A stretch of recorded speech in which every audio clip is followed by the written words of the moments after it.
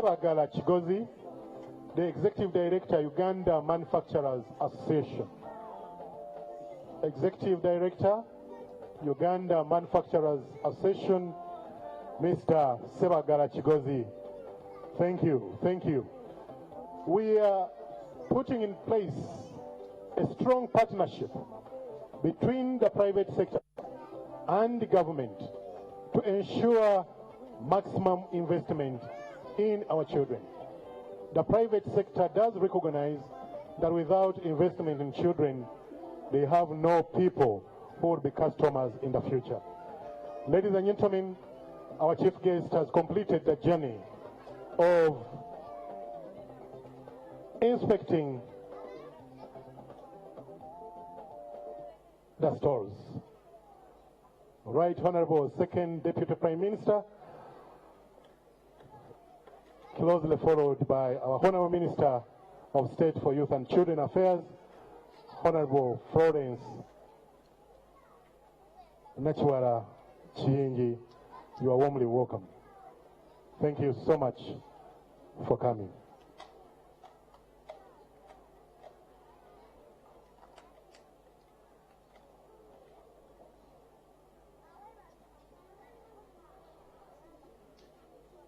Right Honorable Second Deputy Prime Minister of the Republic of Uganda, permit me to invite the Archbishop of the Church of Uganda, Right Reverend Stanley Tagali, together with all the other leaders of the Christian faith and the Muslim faith, to come and lead us in a word of prayer. Archbishop.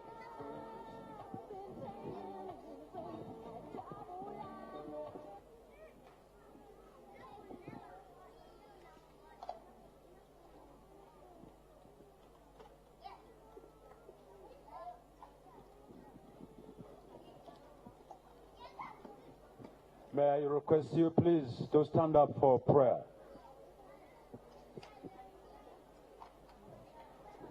Lord God our Father, we thank you for this wonderful celebration. We thank you for the gift of children who are a great heritage from you.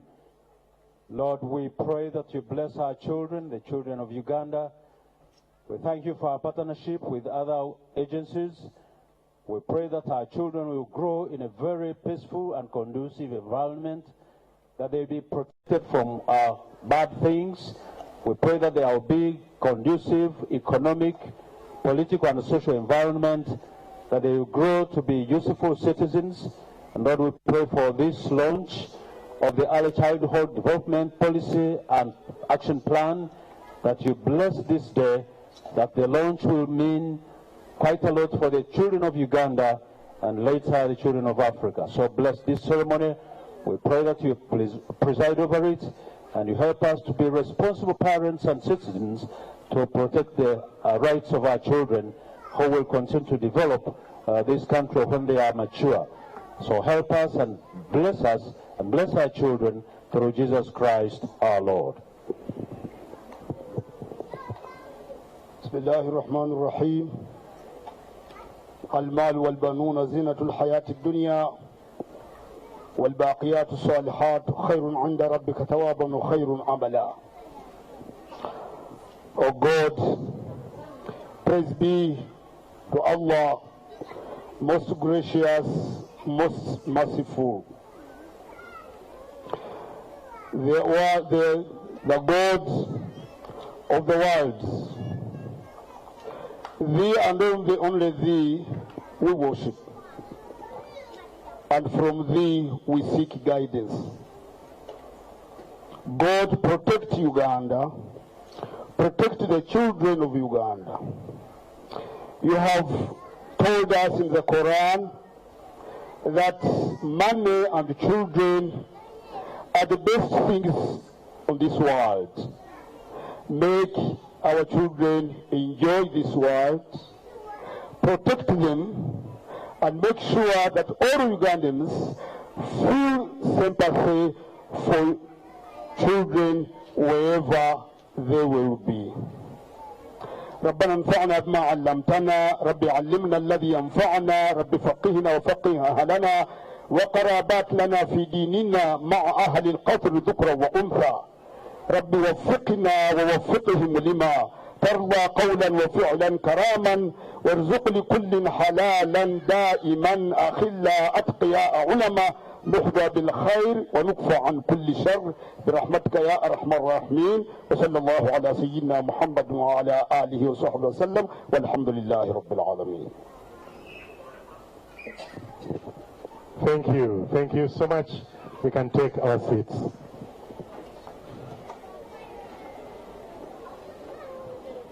The Right Honorable Second Deputy Prime Minister of the Republic of Uganda, Alhaji Chironda Kibejinja. We are grateful that you found time to come. Thank you so much. The Minister of State for Youth and Children Affairs, Honorable Florence Nachwara Chiinji,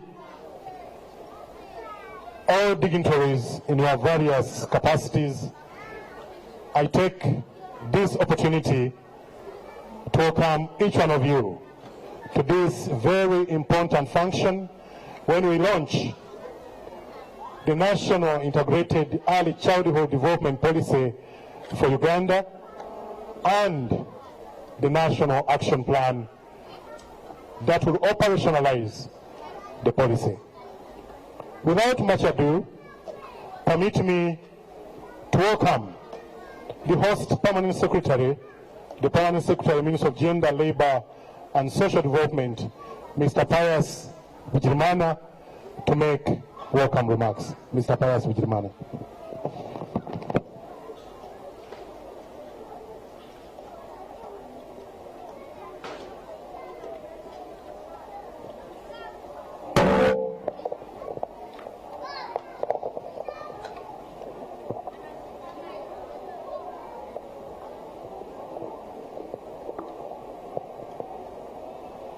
The Right Honorable Alhaji Chironda Kibejinja, Deputy Prime Minister, Honorable Ministers and Ministers of State, Honorable Members of Parliament, Your Excellencies, the Ambassadors and High Commissioners, Permanent Secretaries present, the Chairperson, Equal Opportunities Commission, religious and cultural leaders,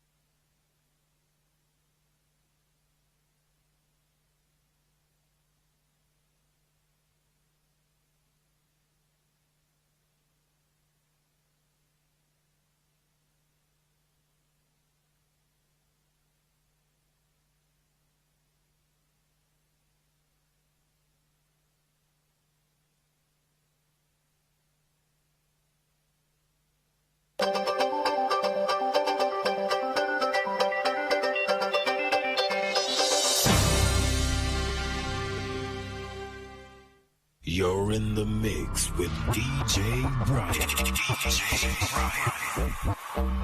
Stand up! Brian. Stand up! Brian. Stand up! Brian. Stand up! When I move, you move. When I move, you move. When I move, you move. Hell yeah. Hey, DJ, bring that back. Just like that. Just like that. Just like that. Mama drop,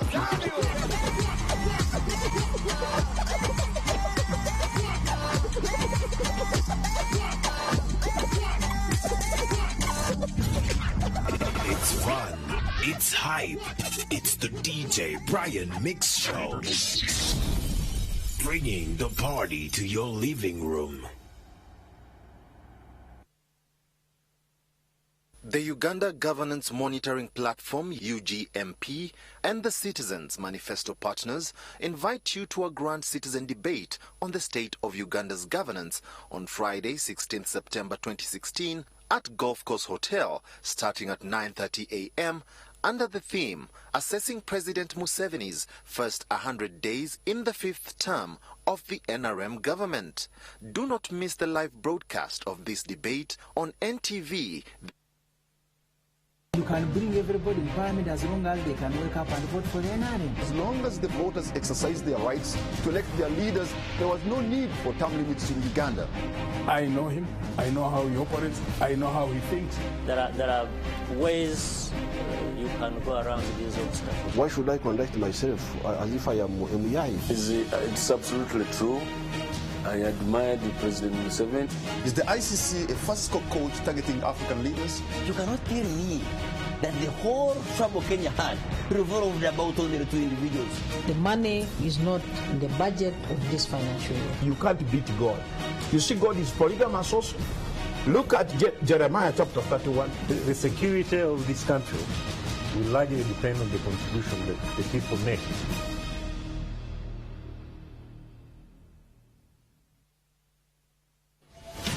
Ekifo ekimu kissa wamusu n'ekyalo ekiweddeko abamanye bakiraza mumwa. Tugenda kutuuka gy'oli oyogere naffe ebikwata ku kyalo kyo, embeera mw'okolera, ebyobufuzi, ebyobulamu n'ensonga endala nnyingi. Ebyogerwa tebiyita. Tuusa eddoboozi lyo, yogera naffe buli lwakuna otereevu ku NTV akawungeezi.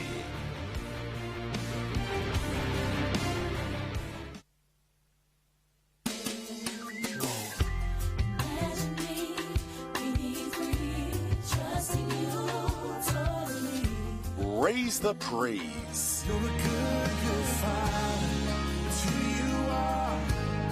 It's who you are. It's who you are. Get inspiration.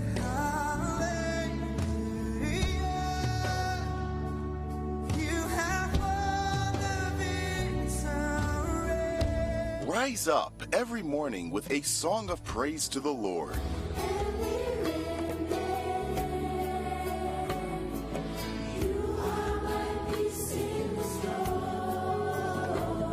A day in your courts is better than 1,000 elsewhere.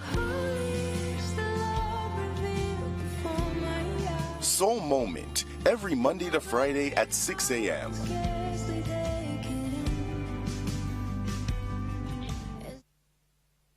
Miss Tourism 2016 is finally here, bigger and better, to showcase the beauty of Uganda in tourism. We have traveled throughout the Pearl of Africa in search of Miss Tourism 2016, covering 12 regions of Uganda. And it's time to unveil who will be Miss Tourism 2016 with a grand final live event on Spark TV on Friday, 30th September at Serena Hotel. Gates open at 6 p.m.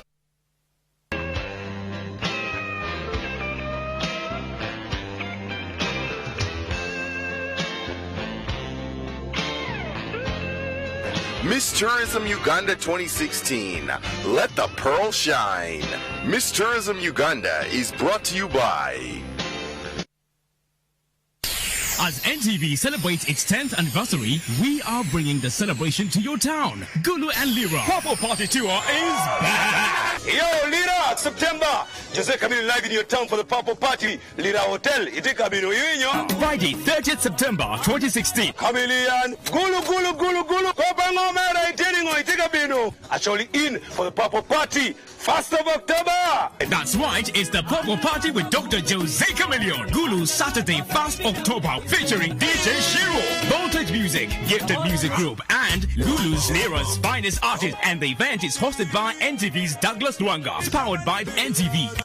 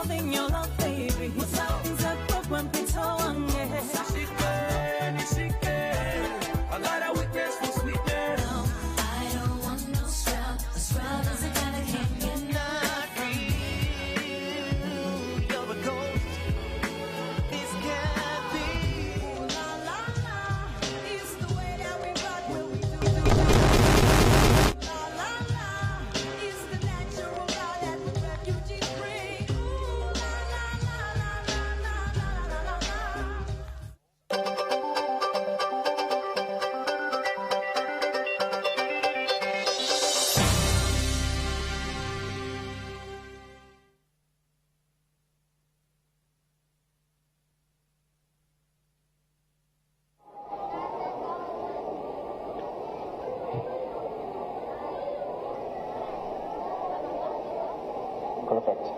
Come closer. All right. Okay, so looks like we don't have it on the main screen though. Okay. Okay, so I think the first slide will come up shortly.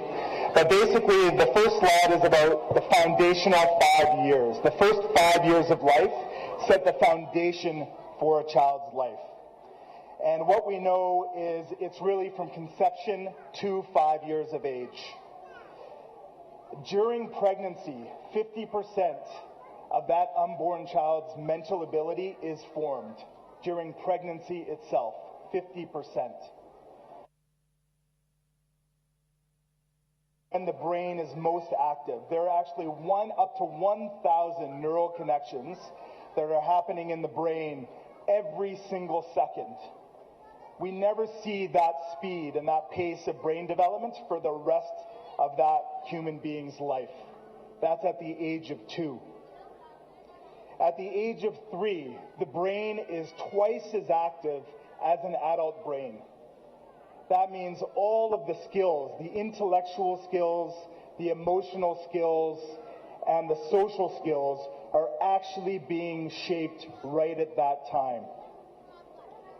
At the age of 4, half of a person's potential IQ is developed. So if the brain is not being developed properly up until the age of 4, it's irreparable. And what we know is that the environment shapes the brain. Here we go. So you see the neural connections on the top left. You see there's pregnancy on the bottom left, and then 1 year old, 2 year old, 3 year old, and 4 years old. What we know is that the environment is critical in shaping the brain.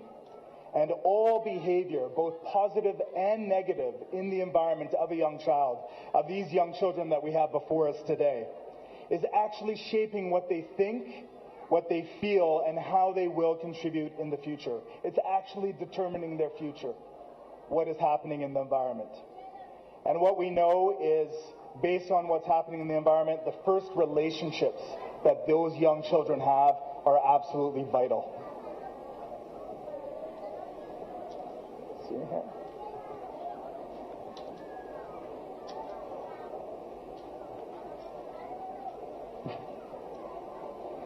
There we go.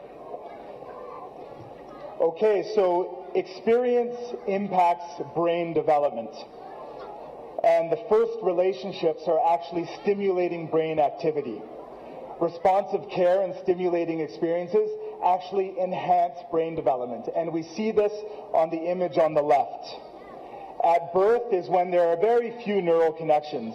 But then at 6 years old, you see multiple neural connections in the brain, and that's as a result of the rapid brain activity and brain development that is taking place. And then at 14 years old, it stabilizes. The brain stabilizes and the foundation is built.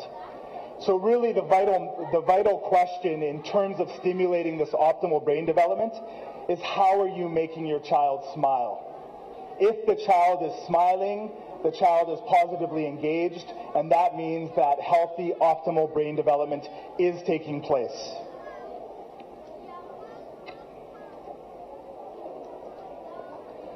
Now, on the flip side, here we have an image of a healthy brain or a normal brain, which is on the left-hand side, and a brain that has, of a child that has suffered extreme neglect. And when we say extreme neglect, we mean poor nutrition, greater likelihood of infections that are untreated, poor stimulation and engagement, and stress. And really, it's chronic stress. And what we know is when that neglect happens, all of those issues, they have an equally detrimental effect. They have an equally detrimental effect on brain activity with long-term consequences. A healthy brain, on the right-hand side, you see a brain that is significantly smaller. That brain is actually 1/3 smaller than a healthy brain. That's a child that has experienced extreme neglect. You also see a darker middle. That means that brain has actually been damaged. And once the brain is damaged at that young age, it is irreparable. You cannot fix that damage.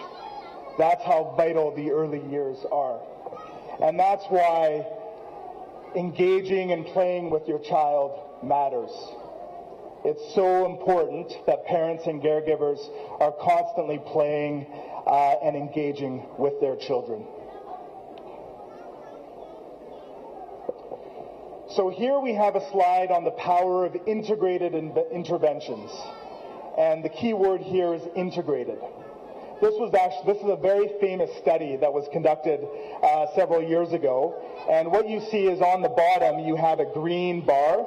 That's a bar of very marginalized and vulnerable children that were the sample size for this study. And on the top, you have the blue bar, which are healthy children, children that haven't been stunted.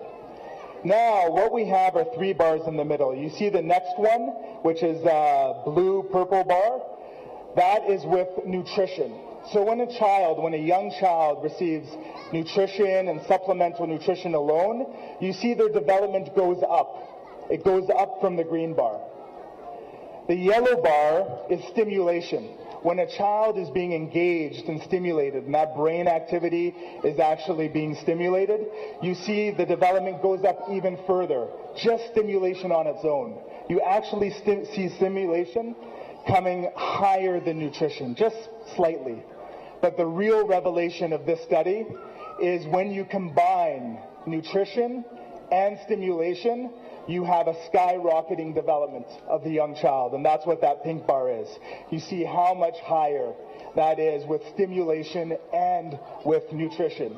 What you can't really see on the far left-hand side is that the non-stunted children, the bar at the very top, is already starting much, much higher than all of the others. Which means that children who are marginalized and vulnerable right at birth, if they are receiving nutritional supplementation or proper nutrition and stimulation, they almost come to par with those non-stunted children. Which means the prospects for their future are much, much higher as a result of those early interventions. And these early interventions, what we know is that interactions impact learning outcomes. Here we have, this is a graph that links the level of mother's speech to the young child's vocabulary. You'll see the bottom axis there is age, and that's 24 months, so 2 years of age on the far right. And the yellow is a low level of mother's speech. When there's a low level of mother's speech, the child's vocabulary will be 150 words, roughly. When there's a medium level of speech, the child's vocabulary will be higher at 300 words. And when there's a high level of speech from the mother, the child's vocabulary will be double the medium level at 600 words, or 4 times the level of a low level of speech. And this actually has a huge impact in terms of what the future vocabulary of the child is. In fact, children in poor settings are actually hearing 30 million fewer words by age 4 than those in environments that have more resources. 30 million words less. And that's why, on the far right, reading, singing, playing, and sharing stories with all young children is absolutely critical. So here we see risk factors.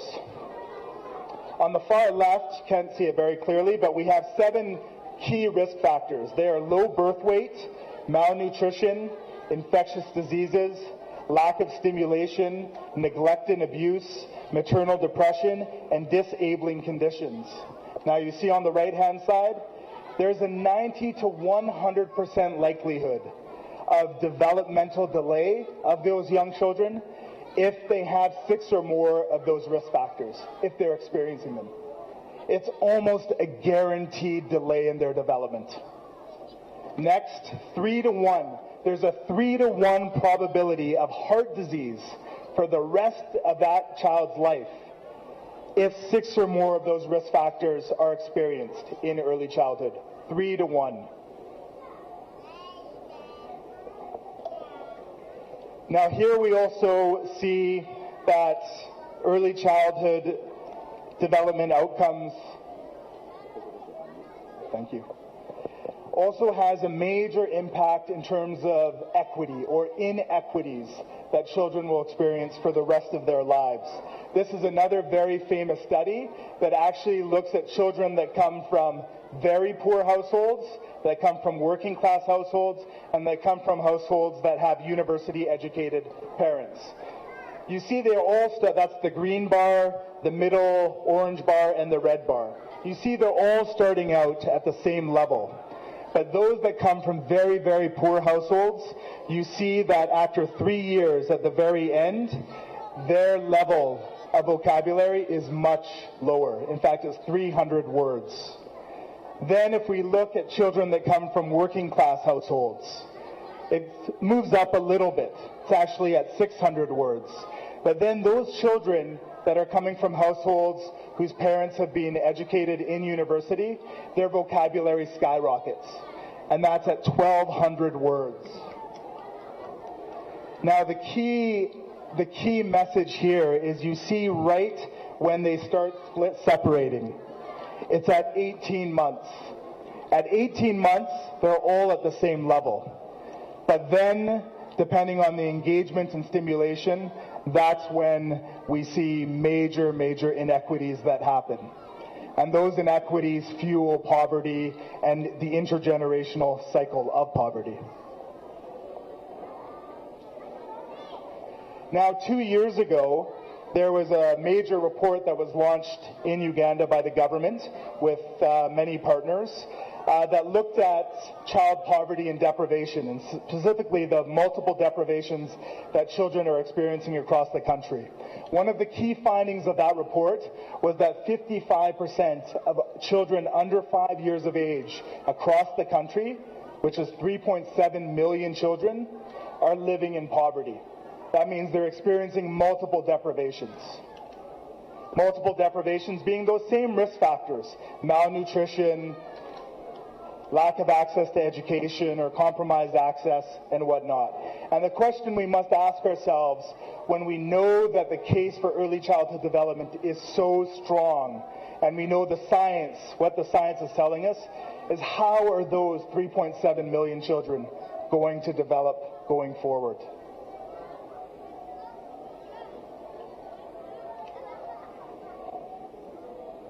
And in terms of addressing that, and this is why the policy is absolutely vital, is integration and convergence, an integrated and converged response. You see that includes health response, nutrition response, education, child protection, social welfare, and even adult education, such as literacy. If all of those responses can be integrated and converged into a comprehensive, holistic package, then all of those children that are living in poverty have a chance to lift out of poverty when they become adults. And the last key slide here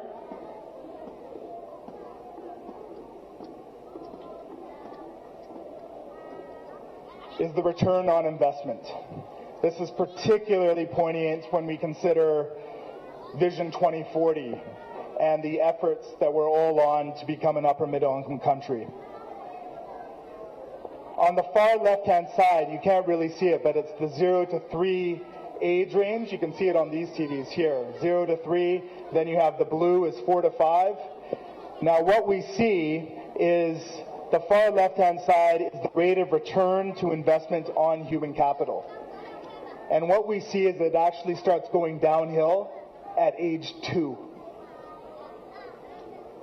Meaning, to have the greatest return on investment, we need to be investing in children by the age of 2.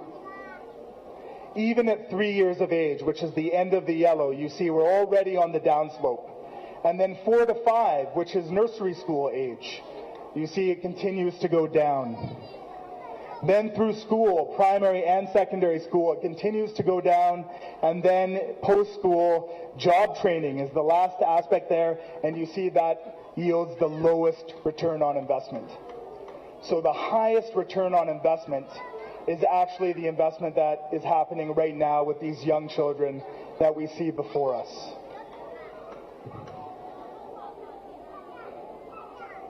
There is no better investment. That's what all of the evidence is telling us, and it's very stark.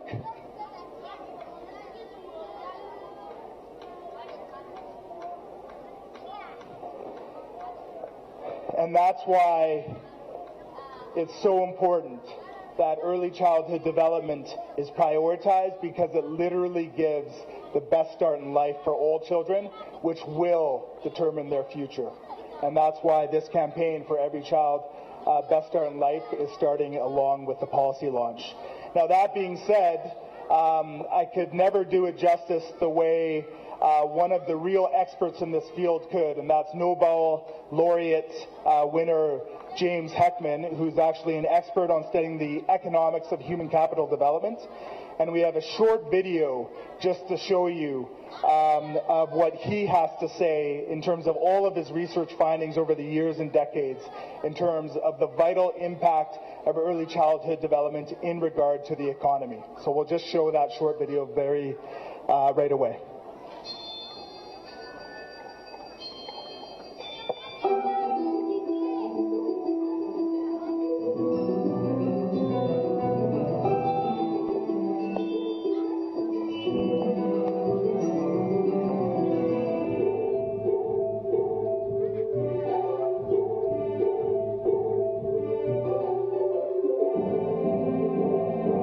Everything we know in economics says the return on investment in people, especially very young people, very, very high. You've probably heard about the famous test of Walter Mischel, the marshmallow test. He gave these little kids marshmallows and said, here's a marshmallow, you can have it. Now, if you're willing to wait, say, 20 minutes, you will get a second marshmallow, but you have to wait to eat the first marshmallow to get the second marshmallow. So some of the kids couldn't wait, they ate the marshmallow, others waited. 20 years later, Michelle follows them up. The ones who waited for the marshmallow, what happened to them? Higher test scores, they graduate high school, they go on to college, they're successful in a number of dimensions. But there are strong biological evidence, strong neuroscientific evidence that suggests that early childhood conditions determine, to a degree that we didn't realize before, the later success of a person. And so what we learn is that if we give the base early on, it becomes much easier to invest, to teach, and to motivate later on. Early investment is giving people the early background that we know supports success among those who do succeed in the larger society.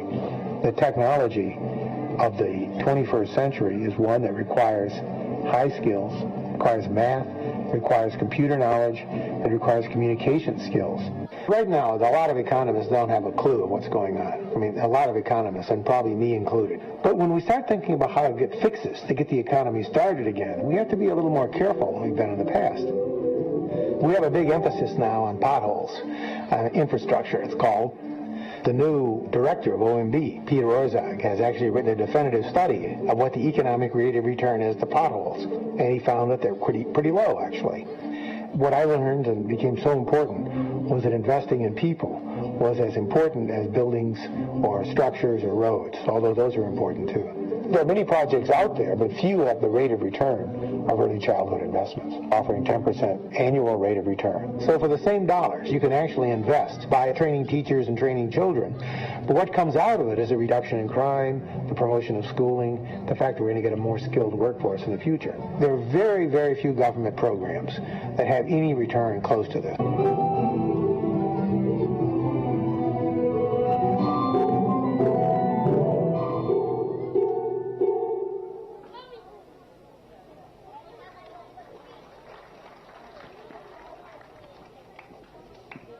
Thought it would be a better clap than that.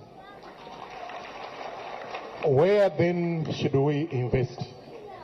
The question has been posed, and you have been hoped to know what the answer is. And that's neuroscience. It is not just imagination, it is neuroscience. 55% of children under 5, that's 3.7 million, are living in poverty. And 33%, Right Honorable Second Deputy Prime Minister, are under malnutrition. What can we do and do differently to invest in our human resource to be able to reap the gains? Jaya, thank you so much for that wonderful presentation.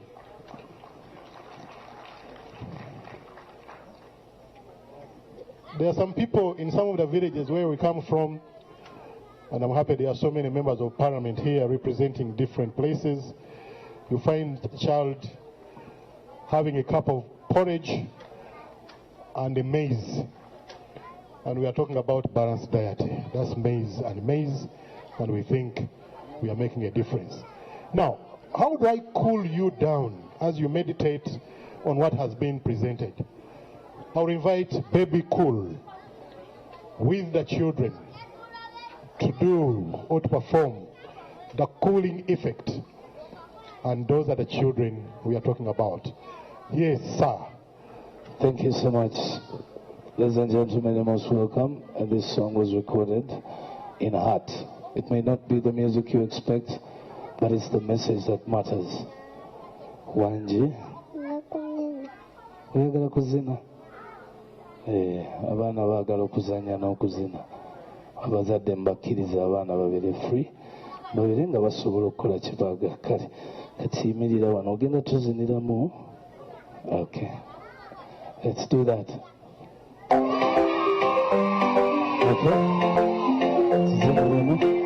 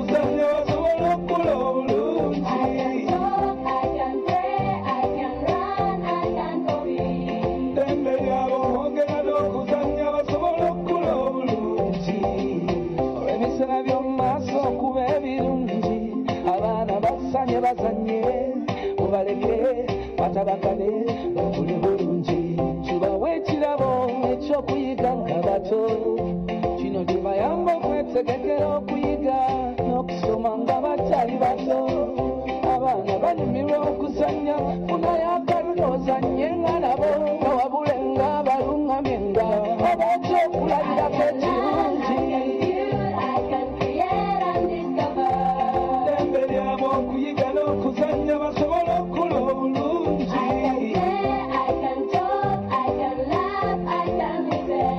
Ddembe lyabwe okuseka n'okuzannya basobole okula obulungi.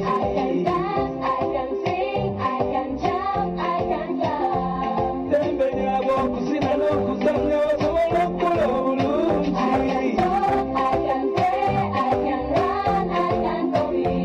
Ddembe lyabwe okwogera n'okuzannya basobole okula obulungi. Nze ng'omuzadde kuuma bulungi abaana bange balagookwagala era mbalaga kino mbassaako kino kibayamba okuba abafumu era ne bakula nga bamalirivu kubanga ddembe lyabwe okuziba emirembe gyabwe ebiseera byabwe eby'omu maaso buvunaanyizibwa bwange okuza obulungi kino emikyejo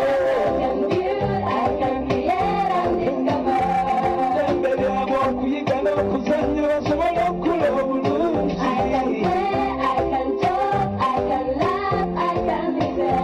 Ddembe lyabwe okuseka n'okuzannya basobole okula obulungi.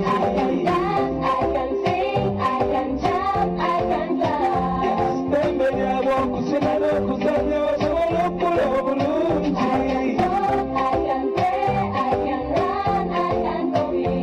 Ddembe lyabwe okwogera n'okuzannya basobole okula obulungi. Yaffe Uganda bano be baana baffe tukwatire wamu ffenna tubayambenga gavumenti abazadde n'abantu mwenna tulina obuvunaanyizibwa okuza obulungi emiti emito njagala okulaba abaana nga bakuzibwa bulungi njagala okulaba abaana nga beeyagala njagala okulaba abaana nga basanyufu busuufu njagala okulaba abaana nga bawanguzi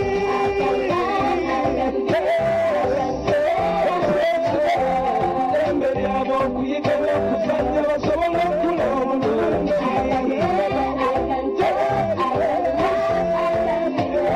Ddembe lyabwe okuseka n'okuzannya basobole okula obulungi.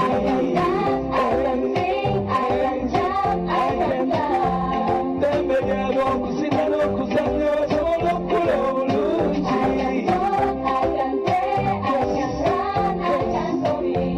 Ddembe lyabwe okwogera n'okuzannya basobole okula obulungi.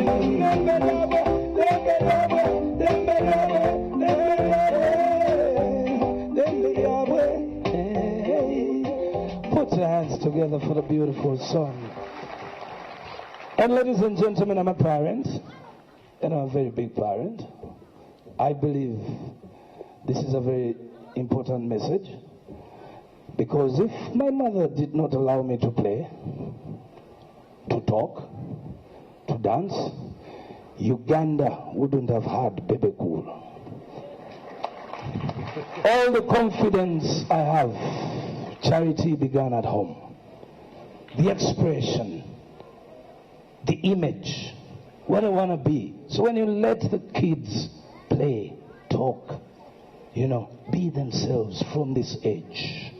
And that's my message in that song. If you combine it with everything that was there, I think our children are in a good spot. Thank you so much, ladies and gentlemen. I stay Baby Cool. Thank you. Thank you so much, Baby Cool. You have cooled the tempo as they digest the situation. Thank you so much, and thank you, the children. Thank you once again. Let's clap for Baby Cool and the children.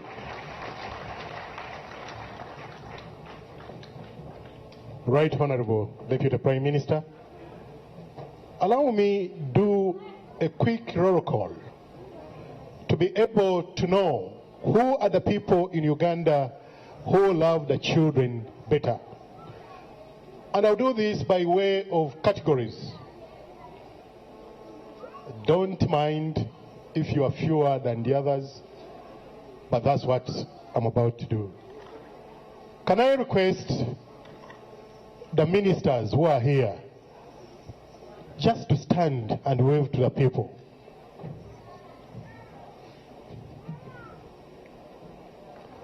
Yeah.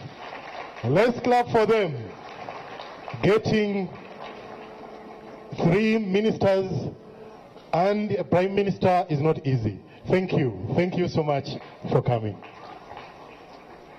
Honorable members of parliament, and I request that you stand but also shout. The way you say, aye, the aye have it. Honorable members of parliament who are here. Yes. Right, Honorable Prime Minister, we have them in big numbers. The public servants led by the permanent secretaries, can you stand up and also say aye? Public servants of the Republic of Uganda. Oh. Thank you. Thank you so much. The religious leaders, led by Archbishop Stanley Ntagari. Just stand up and wave to the folks. Thank you. Thank you so much. The development partners, including civil society organizations, led by Madam Aida Gilmer, and thank you. Thank you. Thank you so much. The people in uniform, the men and women in uniform.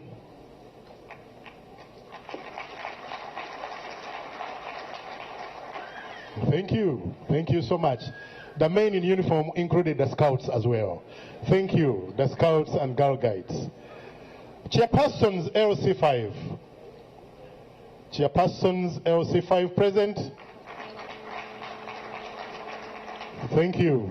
Thank you so much. The RDCs, Resident District Commissioners. Thank you. Chief Administrative Officers, the cows and bulls. Thank you.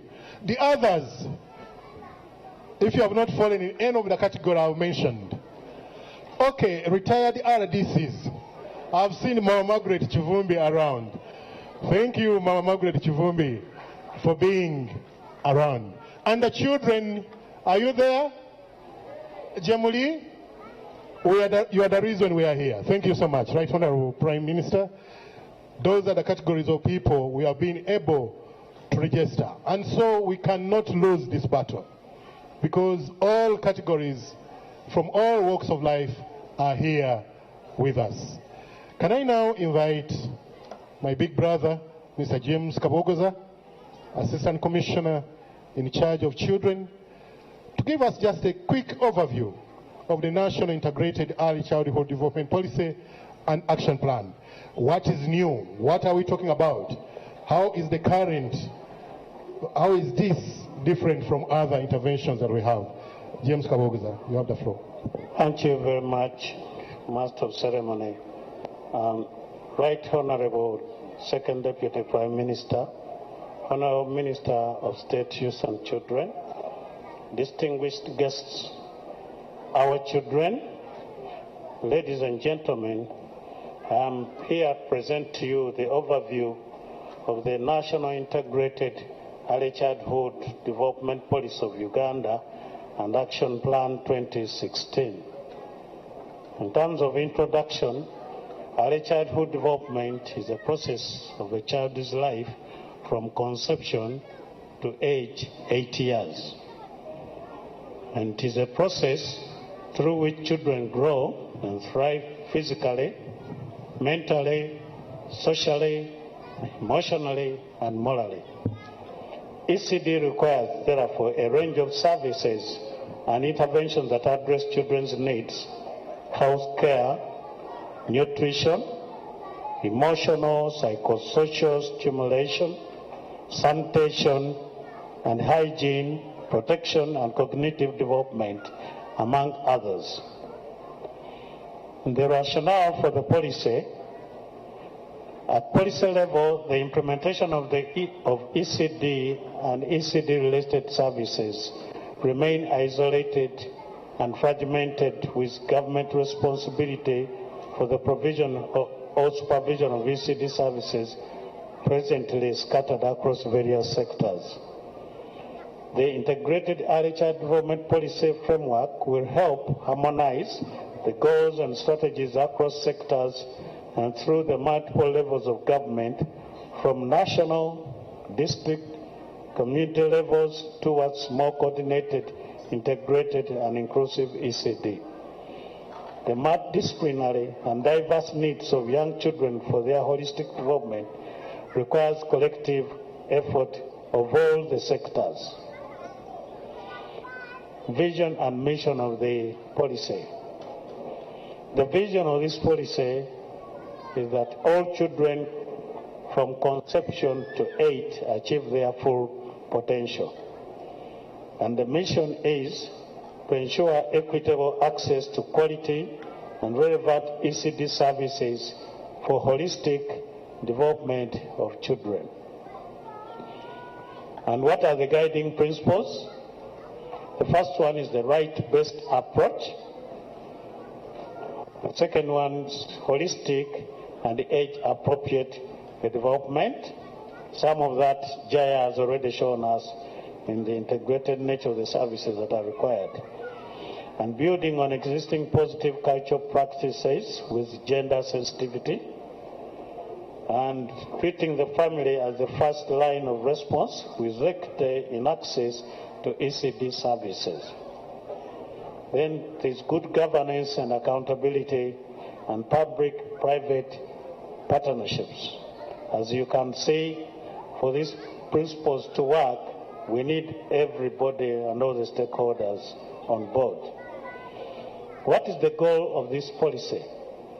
Is to provide direction and guidance to all sectors for quality, inclusive, coordinated, and well-funded ECD services and programs. And the objectives are, the first one is to harmonize all existing ECD policy-related goals, objectives and strategies and initiatives within and across sectors. The second one is to set, improve, and align standards for ensuring access to well-coordinated, quality, equitable, and inclusive services within and across sectors. And the third one is to build and strengthen capacity of systems and structures to deliver integrated, quality, and inclusive ECD programs. What are the targets? We have two particular targets. The first one is, which is primary target. We have children from conception to 8 years and their caregivers. And caregivers refers to all the people that provide care for them from day to day, either within their homes, also facilities, and even in health facilities, wherever the children are. And then the second one is a secondary target.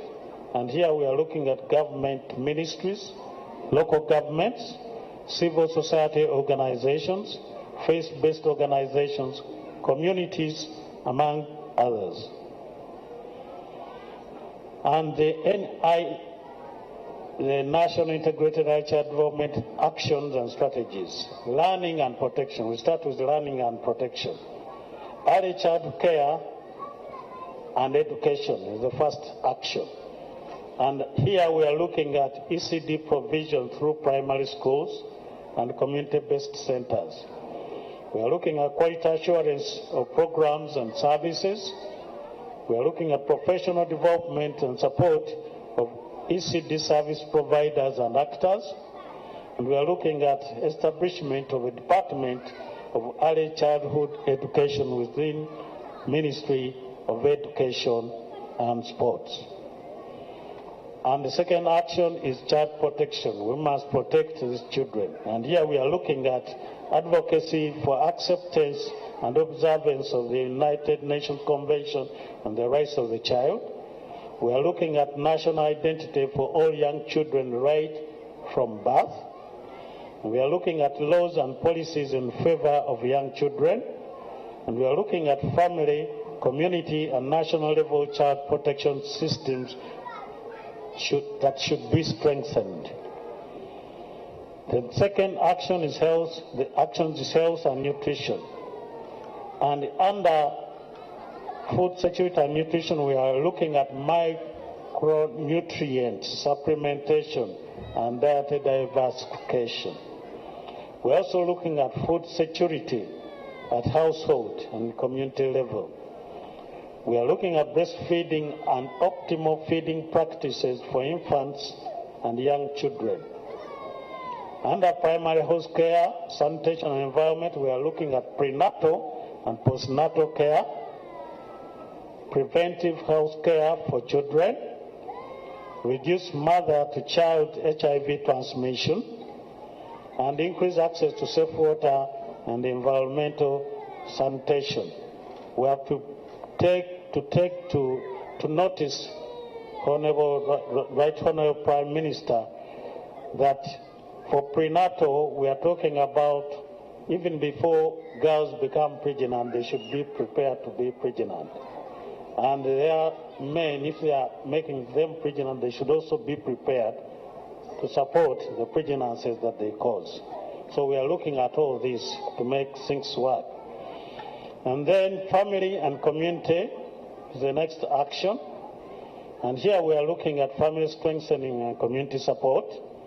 And the strategies include approaches that strengthen families and community capacities, including structures and systems in order to expand equitable, effective, and high-quality community-based response to enhance holistic child development.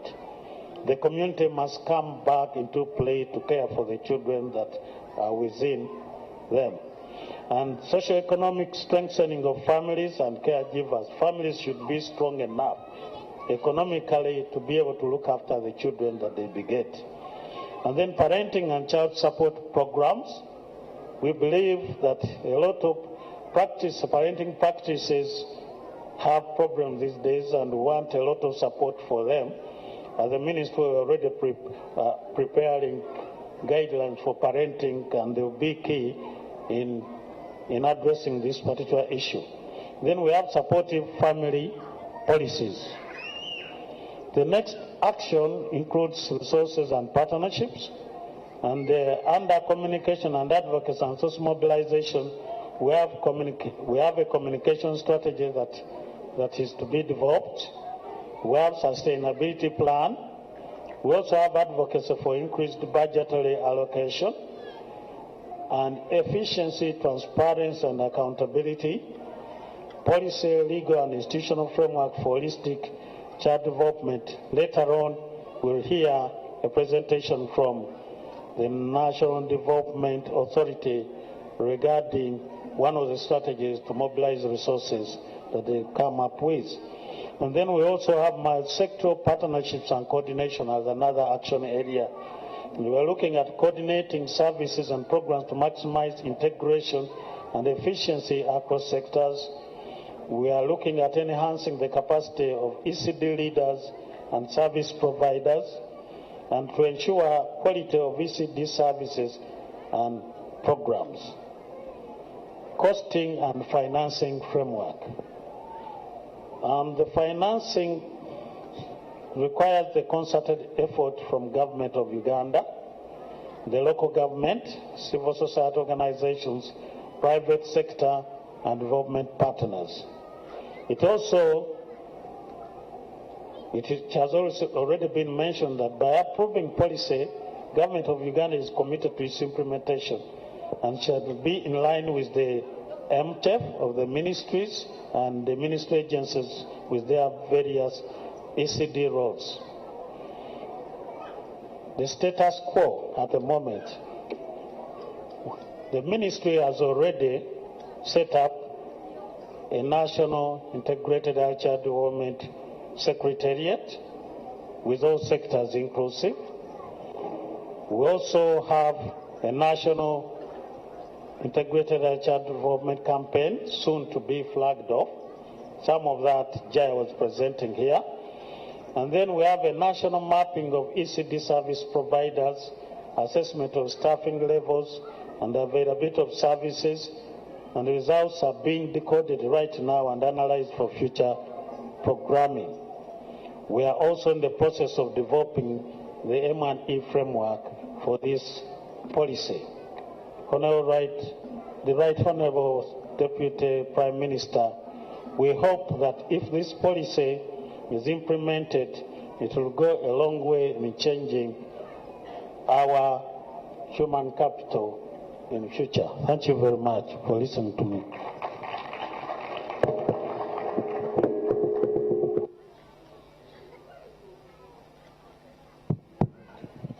Thank you so much, Mr. James Kabogoza Sembatia, Assistant Commissioner in charge of Children and the Ministry of Gender, Labor and Social Development. Right Honorable Second Deputy Prime Minister, we need as a country to make our commitments matter.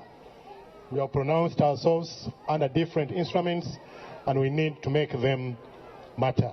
Right Honorable Deputy Prime Minister, I want also to inform you, like James pointed out, that one of the things that we have to fight and ensure that we get children that grow up healthy is the culture of breastfeeding in this country.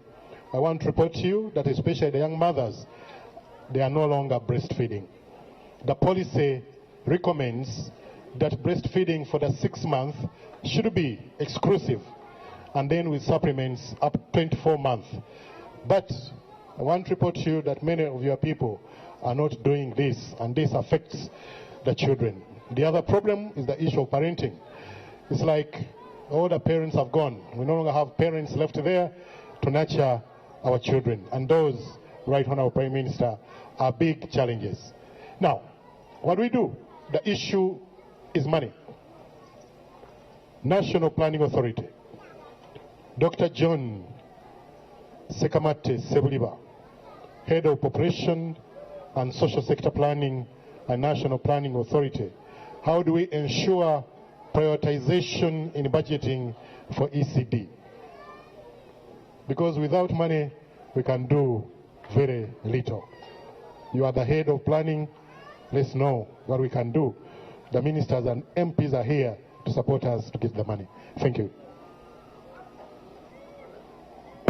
Thank you very much, MC. Right Honorable Second Deputy Prime Minister, Honorable Minister of State for Youth and Child Affairs, distinguished ladies and gentlemen. I just have a small presentation to situate government investment in everything that has been said before. And what I want to emphasize at the outset is that government public investment has only one tool to make sure that national priorities are implemented, and that is the national budget. That is the challenge that we've had in the past, that the budgeting architecture that we've had to date has not been consistent, in that the policy would say one thing and then the budget would say something different. Today we have a rare opportunity, Right Honorable Prime Minister, Second Deputy Prime Minister, that government has made a policy shift from output-based budgeting to program-based budgeting. And this is an opportunity that we do not want to miss. So, therefore, Right Honorable, I want to present, first of all, the structure of my small presentation will be giving a small introduction, budgeting for ECD, and then identifying the core program areas, and just giving a small overview of investments in public investments in ECD to date. Now, if we could go on to the next slide. So this is kind of a summary of what has gone on before, that ECD represents a key and necessary component to deliver the commitments in NDP 2. This is a point that has been made. And also that for us to support this ECD, we have to understand that it is an indispensable foundation for our future workforce. You all probably know that human capital development is one of the 5 priorities in the second National Development Plan. And ECD has been identified as the foundation for proper human capital development. Now, if we look at the second, at the current status, the way we are funding ECD, first of all, it is fragmented, and secondly, perennially underfunded. Now, if we look at, next slide please. Now, if we look at the delivery of these services, you know, the ECD services, if we are to deliver these services optimally, then we have to expand our program planning and budgeting processes.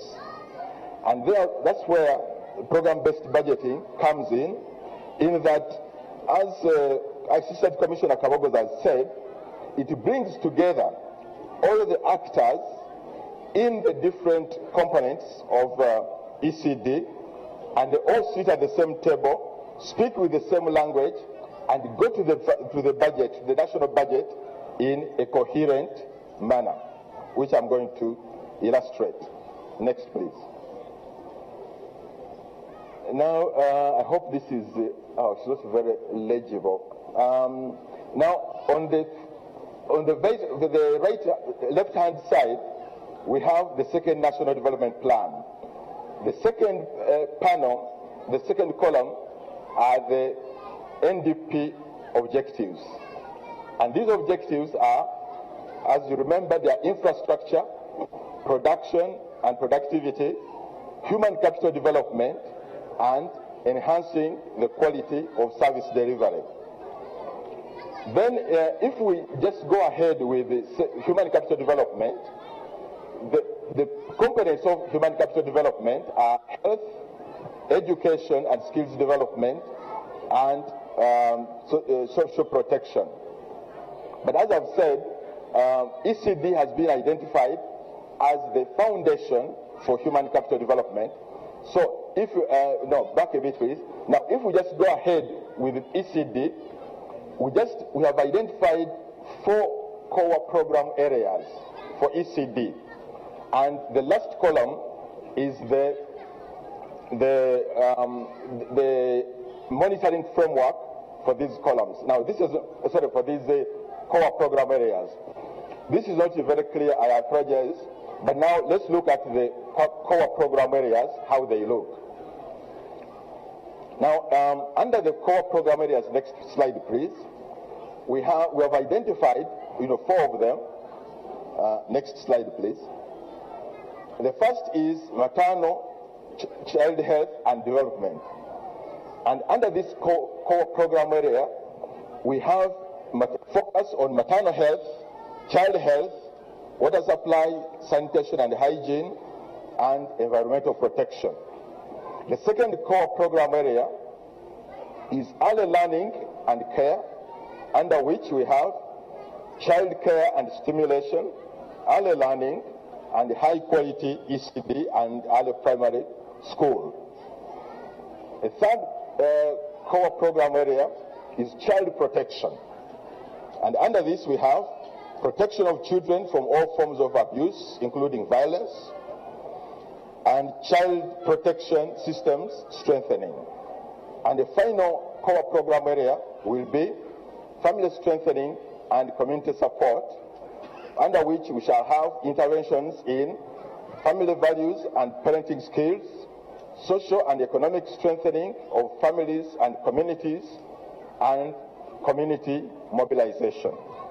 Now, for all those who are familiar with our current service delivery structure, you can see, this is a graph, and this is my final slide. We have mapped out government investment in what can be called ECD at the moment, following those identified core program areas. Now the first panel, the first cluster is program area 1, which is child and maternal health. And this is just taking the budget allocations over the last 3 years, 3 financial years. And you can see that when it comes to child and maternal health, on the y-axis we have the allocation, the budget allocation in absolute figures, monies, which is in billions. Okay, you can see there it is above 1 billion. And on the on the x-axis you have our program areas. And you can see that we have child and maternal health has received the lion's share of the funding to ECD interventions. And what does this tell us? It tells us that we have not fully, in terms of public funding, public investment, we have not fully conceptualized all the 4 program areas which need public investment. And if we look at the policy that has been presented to us in the previous presentation, we can easily pick out the interventions that will fall under the next program areas, core program areas 1, 2, 3, and 4. And in this Chisanja Akuna Mchezo, Right Honorable Prime Minister, your government has already said that it is business unusual. So what the resolution that we need to make here is that we are going to focus on these 3 other program areas which have not received much or any public investment, and we lift them up to the level of child and maternal health, and within the next 5 years, within the next 3 years which are remaining in this second development plan, we can assure you, Right Honorable Second Prime Minister, these children and the ones coming after them will enjoy a very different foundation. Because the picture that we see here is a miserable one. 3 of the 4 core program areas are virtually unfunded. That is what we are trying to change in the next budgeting cycle. Thank you very much.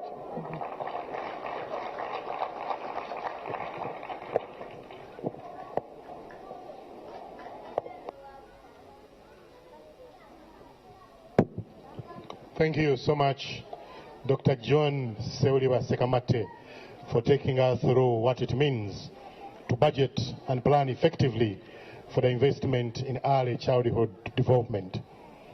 Right Honorable Prime Minister, there are some categories of people who have complained that I didn't ask them to show their presence. One of them is the Fourth Estate, the media fraternity. Can you stand up? Those of you from the media who think are going to work with us and who are here. The media.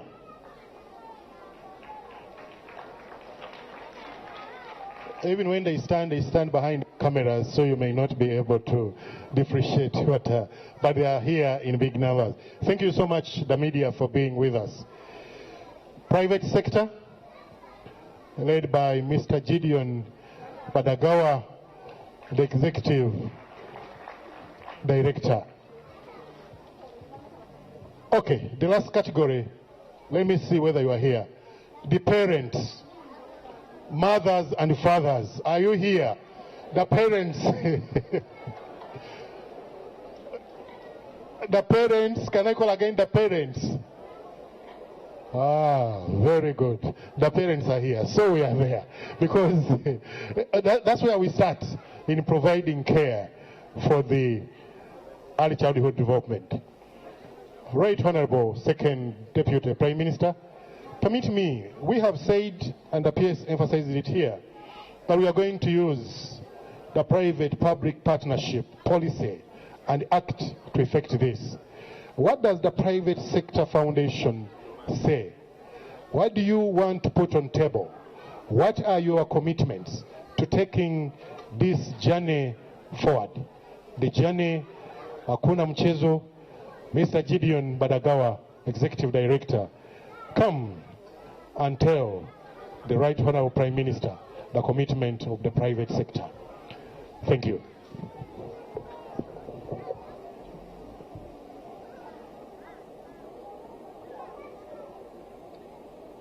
Thank you very much, Commissioner Mondo, especially for having us, the private sector, as a second thought. The private sector has been part and parcel in developing the well-celebrated ECD policy this afternoon. And that is told by the attendance here. Right Honorable Prime Minister, and to me, your Prime Minister, Alhaj Chirunda Chivejinja, the Honorable Ministers present, the Permanent Secretary, Minister of Gender, and all Permanent Secretaries that are around, the Honorable Members of Parliament, distinguished delegates to this launch. And I want to address myself especially to the business community that are in this room.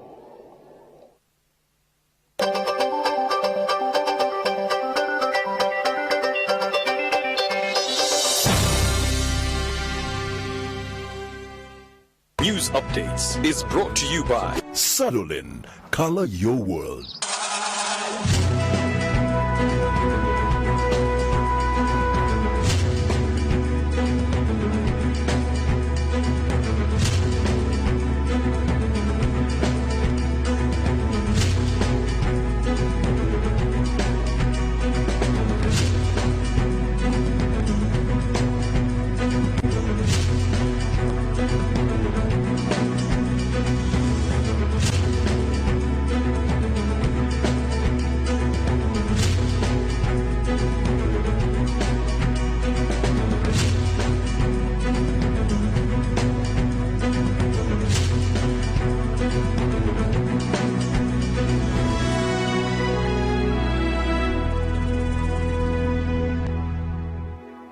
Keep the walls inside your house free of stains with vinyl silk emulsion from Sadolin. Sadolin, color your world. Trusted and admired for generations. Hey, brother, there's an endless road to rediscover. Oh, the sky comes falling down. There's nothing in this world I wouldn't do. What if I'm far from home? Oh, brother, I will hear you call. There's nothing in this world I wouldn't do. Lake Victoria is a source of livelihood for residents here. A source of livelihood that has turned into desperation. Community grappling with basic education and sanitation. It has taken about 10 years when it is government aided. Our children still are taught under the tree. Whoever you choose for school fees, the end result is going to the lake. Mayuga's Lost Island, starting the 16th of September on NTV tonight.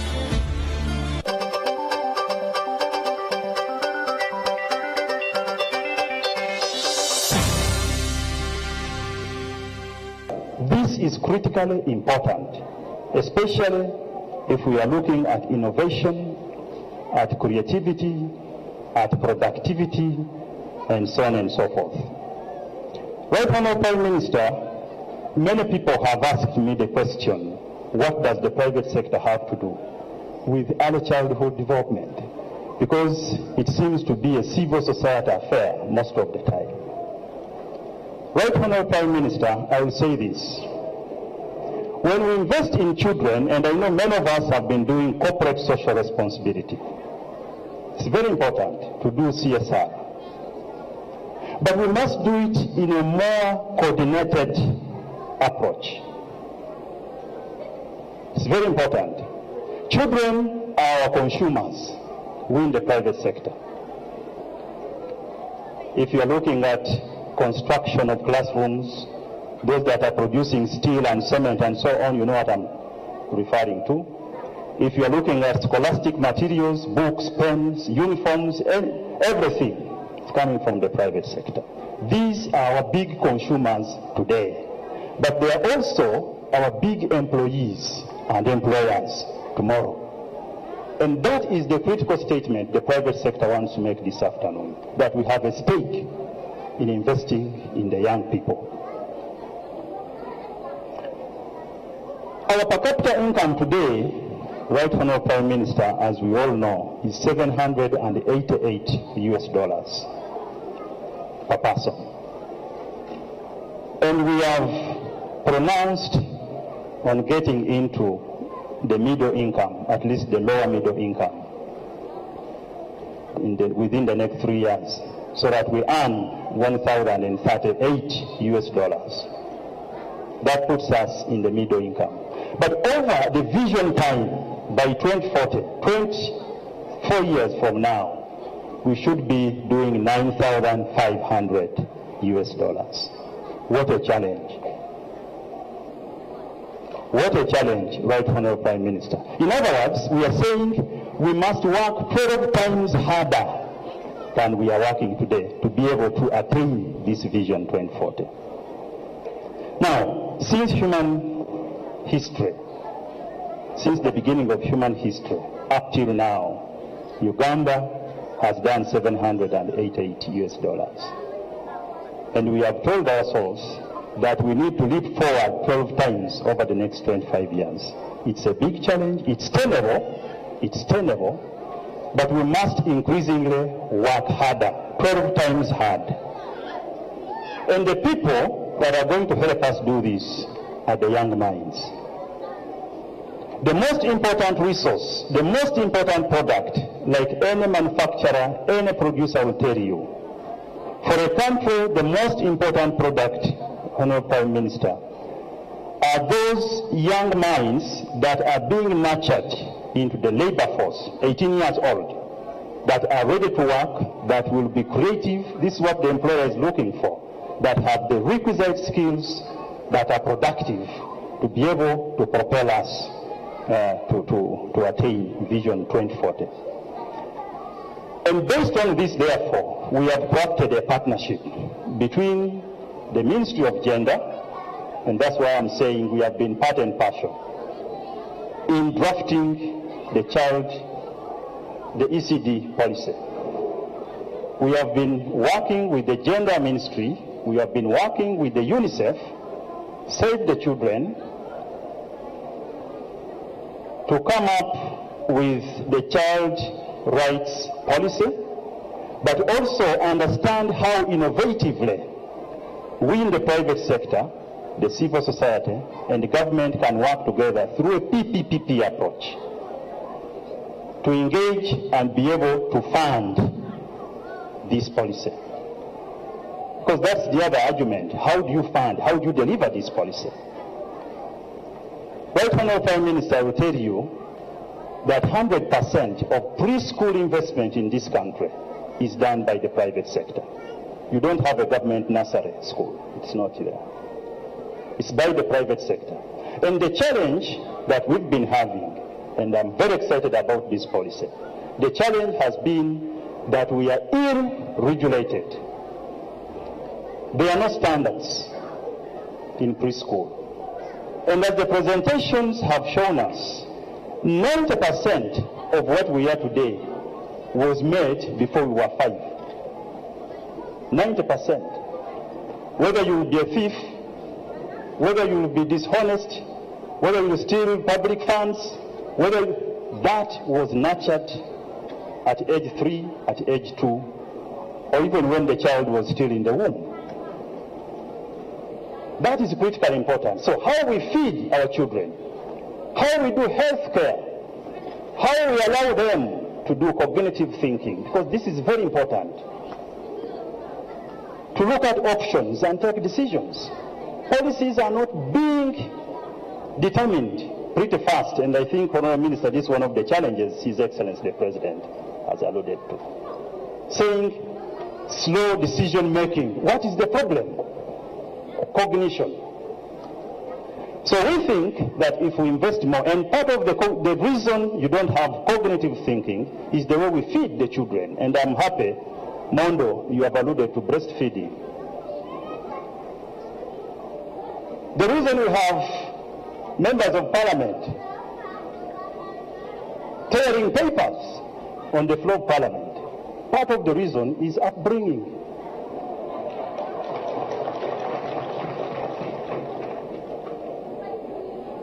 I think, Right Honourable Prime Minister, I will not go very far, but you know what I'm referring to. Jaya has made a very, very good presentation on what happens if we do not invest, and increasingly so, in the young children. You have a failed start, a failed lot. And what distinguishes us most of the time, Africa and the Western world, is the way we bring up our children. And this is where parenting becomes very important. And the ECD policy is, in fact, it has addressed itself to the concept of parenting. Nutrition, hygiene, sanitation, all these are critically important. And they happen at the home level. I think those who read the Bible will appreciate that God's plan for humankind was that man should not be governed by the state. Inherently, man, and therefore women, should be able to govern themselves. The reason we have police states is because we have failed to govern ourselves. You have someone picking stones and throwing to the police. We have seen this many times. And a lot of crime is happening because of the way we have brought out our children. And to me, as private sector, I think that's critically important for us to partner, to work with the government to ensure that we deliver on the assignment that Right Honourable Prime Minister you are about to launch. So it's very important, and I want to appreciate Madam Gilma here.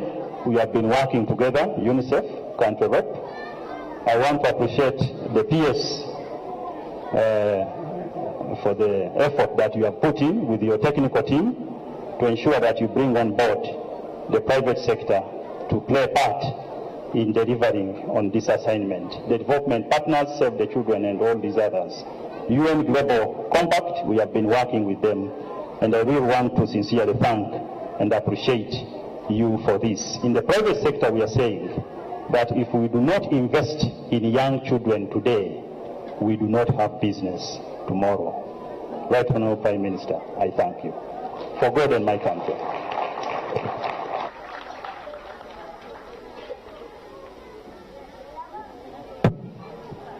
Thank you. Thank you so much, Mr. Gideon Wadagawa, Executive Secretary, Private Sector Foundation, Uganda, for those powerful statements. He has said they are not doing us a favor to invest in children. They are being strategic, for they know without investing in children today, they have no future consumers and they have no employees, and perhaps there will be no employers. Thank you so much.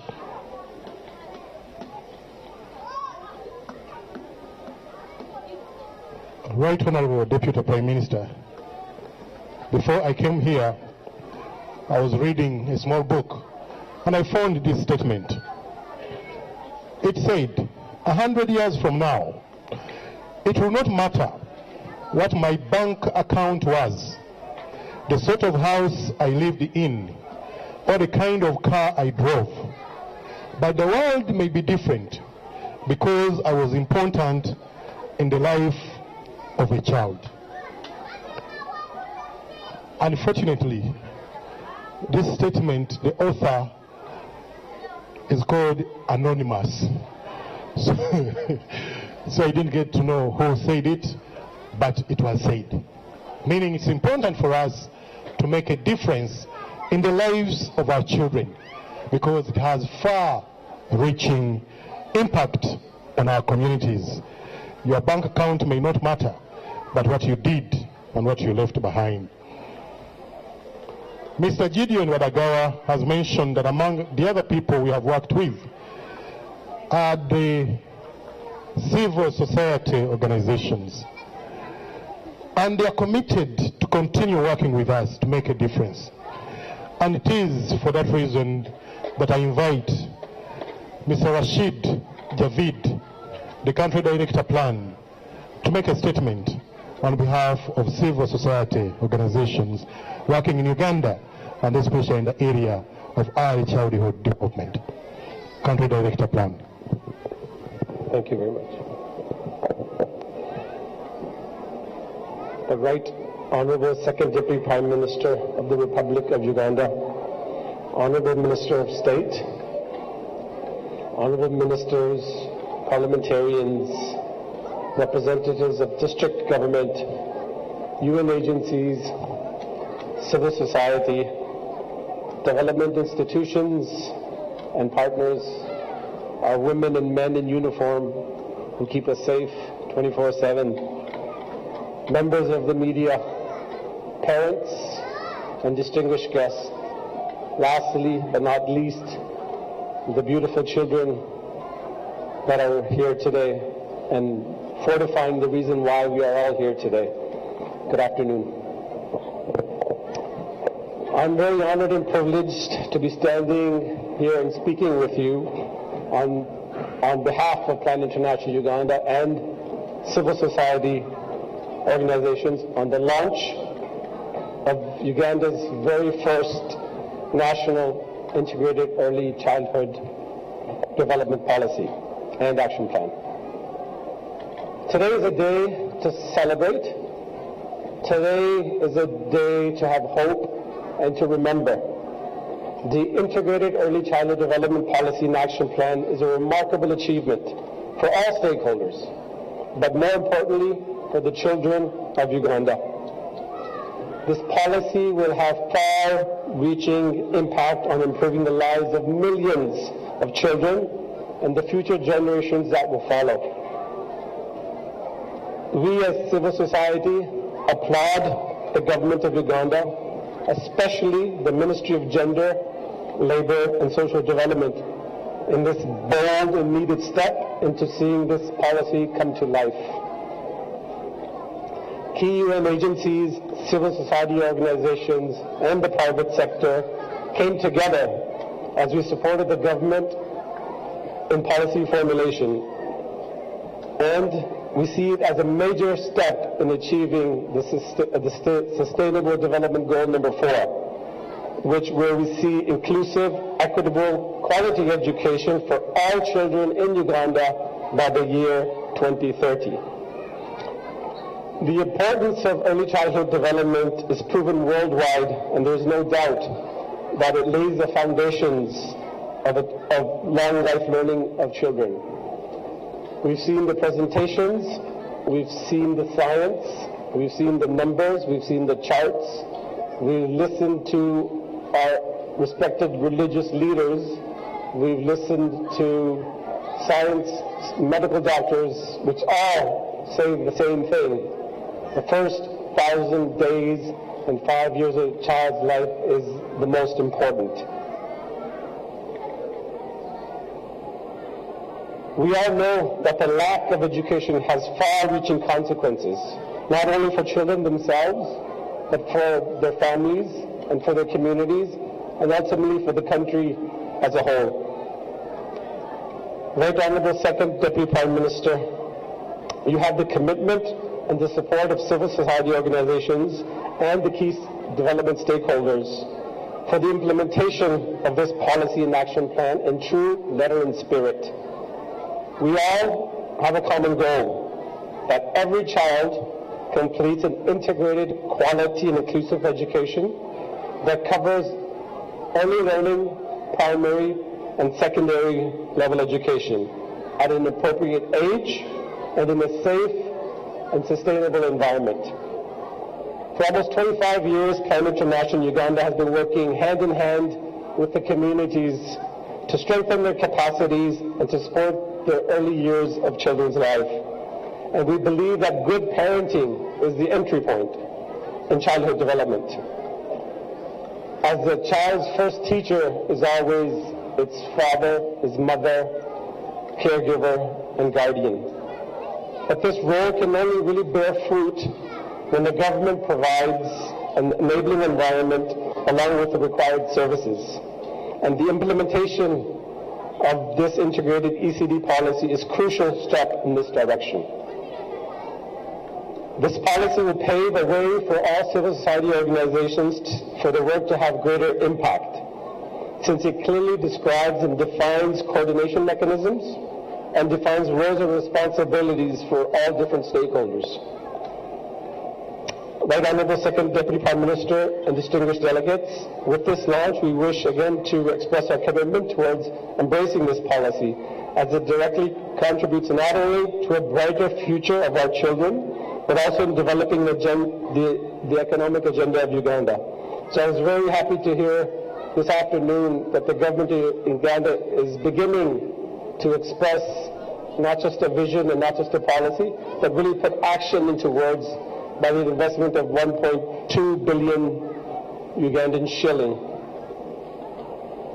Looking at the high caliber of delegates and distinguished guests that we have in this room today, I believe there's no lack of capacity for champions in this room to really take this policy forward. My request is that the integrated ECD policy now be prioritized and integrated in all key ministries and government departments as we reach out to the most marginalized and excluded, the most vulnerable in our society. Those are children with disabilities, those are girls, those are children who live in emergencies. Of particular importance is the adequate allocation of budget and resources for its effective implementation, enforcement, and reporting. Through the leadership of His Excellency the President of the Republic of Uganda and continued support of the government improving the lives of all children, this day is not far when all children and youth across Uganda will be fulfilling their dreams and their aspirations. I thank you all for being here today and to be part of the beginning of a great future for the children of Uganda. Thank you very much. Thank you. Thank you so much, the Country Director, Plan International in Uganda. Thank you so much for your commitment to work with us this journey, and we shall stick with you to the very end. Right Honorable Deputy Second Prime Minister, this is what one of your ministers said at the budget speech. He said the budget for the fiscal year 2016-17 will provide support to ECD as the indispensable foundation of the country's future workforce. This will include components in education, health, and community development. Honorable Matia Kasaija, the Minister for Finance, Planning, and Economic Development. We are asking for that. Can I call Lilian Mbabaz and the children to give us a treat as we move towards the last speeches this afternoon?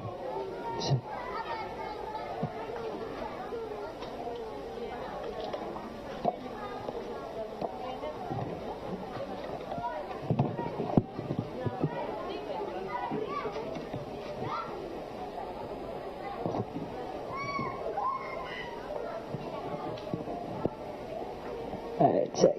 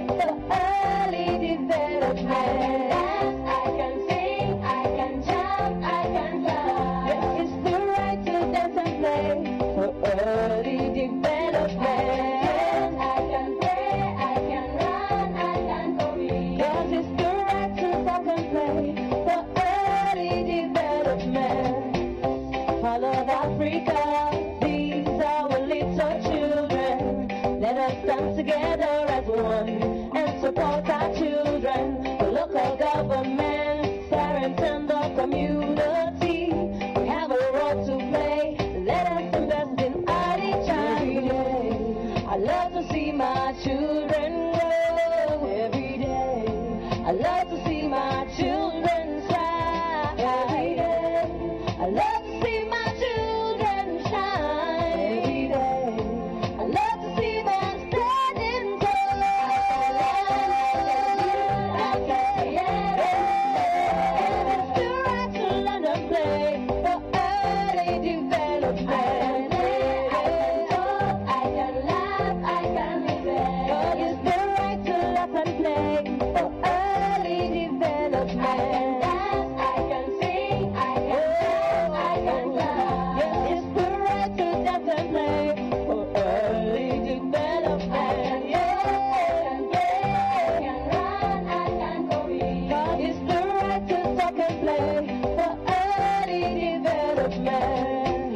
It's the right, yeah, it's the right, it's the right, yeah, it's the right. Thank you.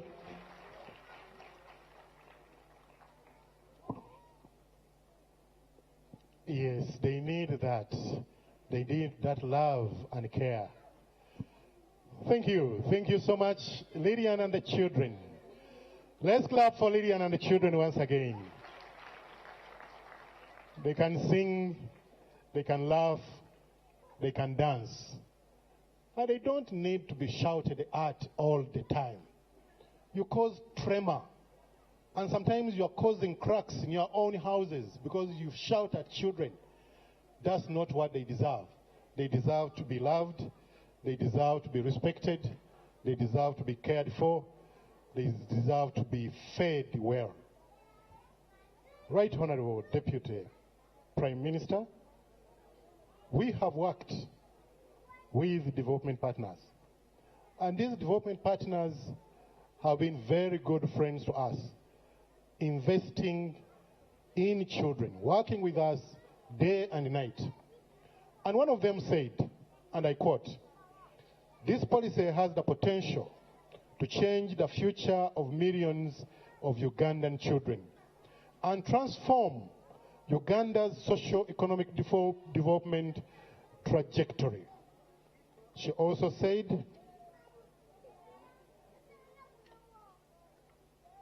that investment of $1 a day in early childhood development can bring $7 as returns. And these are important figures, and the statements are powerful. So if you are asked, where do you want to invest? Wouldn't you want to invest $1 and get $7 at the end of the day? That lady is called Madame Ida Gilmer, UNICEF country representative, and I have the honor to invite you to address us on behalf of all the development partners. Thank you.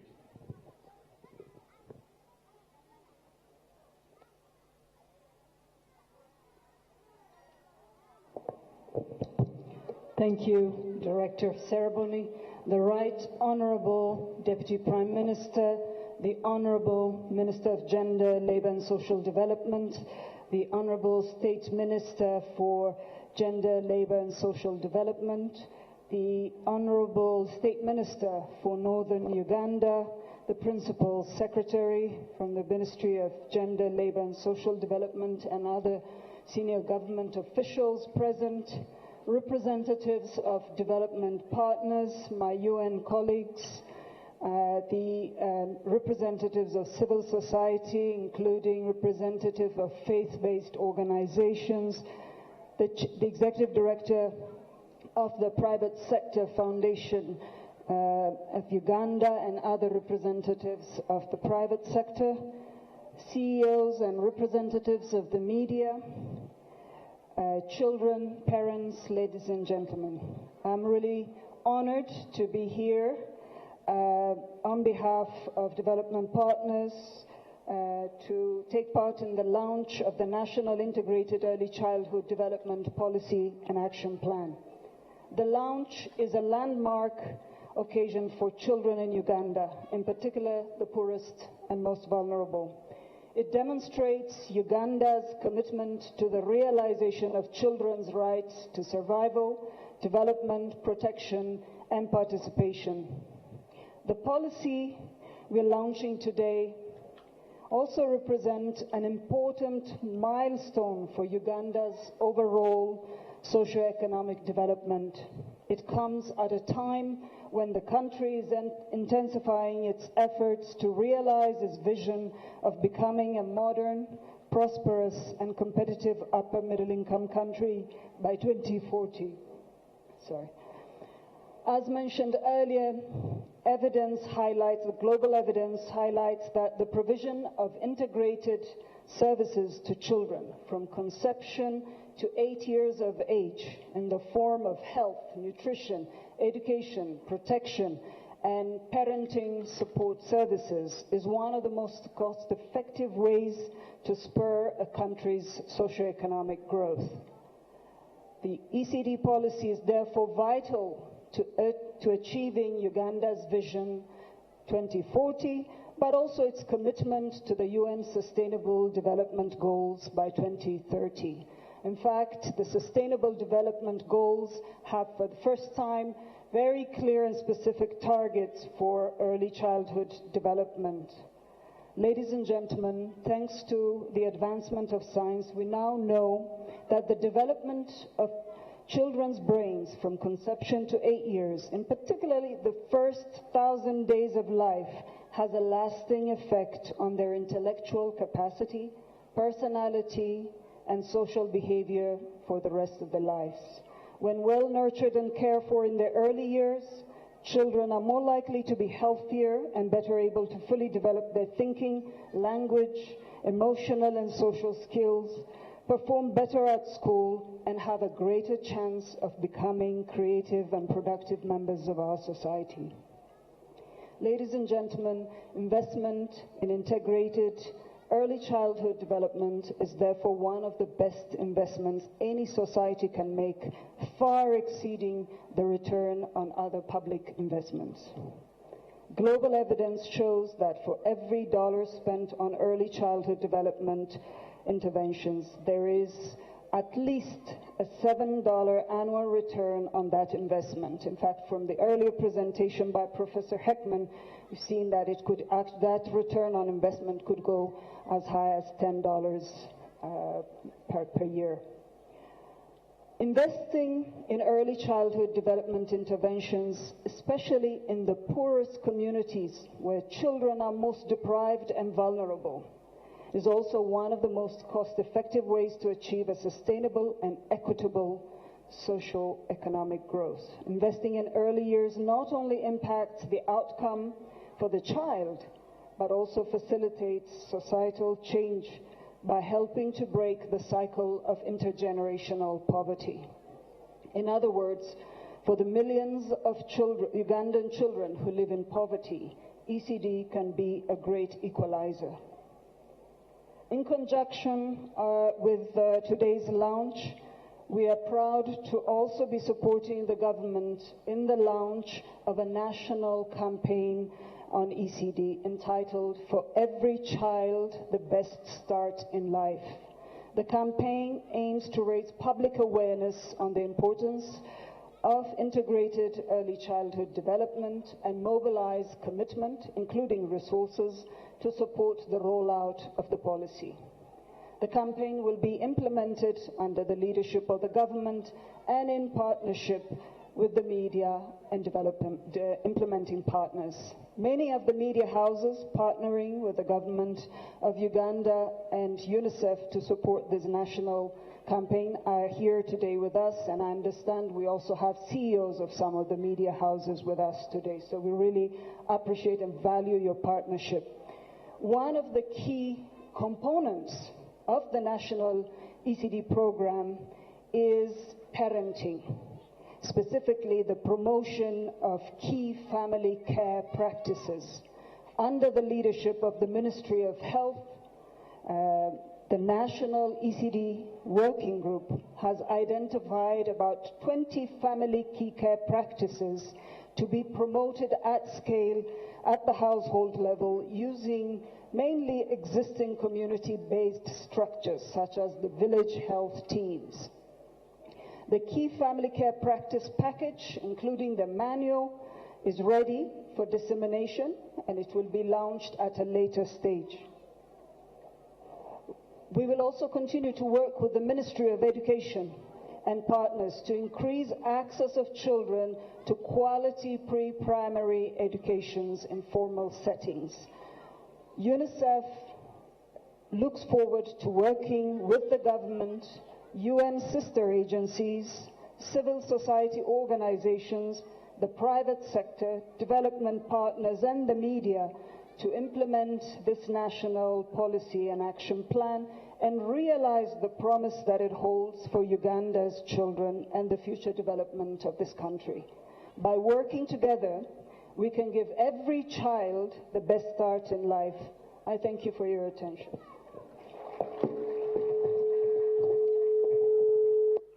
Thank you so much once again.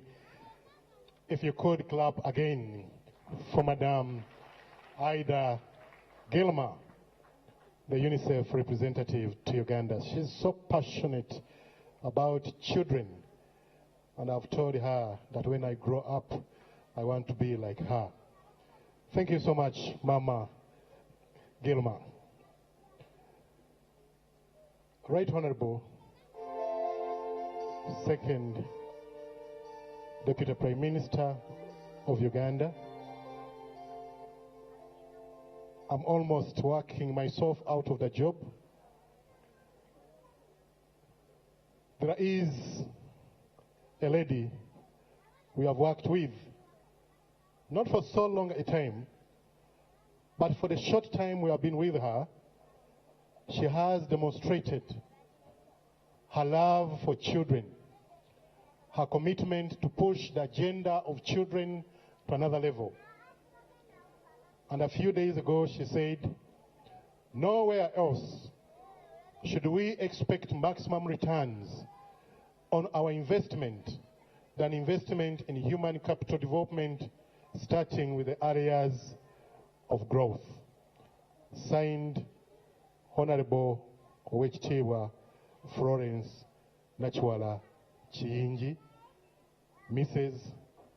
the Minister of State for Youth and Children Affairs. Right Honorable Deputy Prime Minister, I now take this singular and rare honor to invite the Honorable Minister, Honorable Florence Nachwala Chiyingi, to make a statement and thereafter invite you to address the people and also launch the action plan and the policy on ECD. Thank you, Honorable Minister. Thank you, Commissioner Mondo, and for a job well done. The Right Honorable Second Deputy Prime Minister, sir, and the guest of honor for today. The children, are you there? Are you okay? Okay, come and give the Prime Minister a hug. Thank him for coming. Run very fast and come. I know he needs you much more than anybody else in the house. Come up very fast. Whoever comes first, you either give him a hug, you can just jump up and sit on his laps, use the stairs over there. He needs the children, and he always says, let the children come to me. Climb up here. Run very fast and give the Prime Minister a hug. Have you ever been closest to the Prime Minister, any Prime Minister at all? Have you? Give him a hug. You can even sit on his laps. This is the only chance you have for you, my dear children. Okay? Sit. Just hug him, pull his shoulders, do whatever that you want to him. Come close. Yes. Say thank you for coming. Thank you for coming. Thank you for coming. Thank you.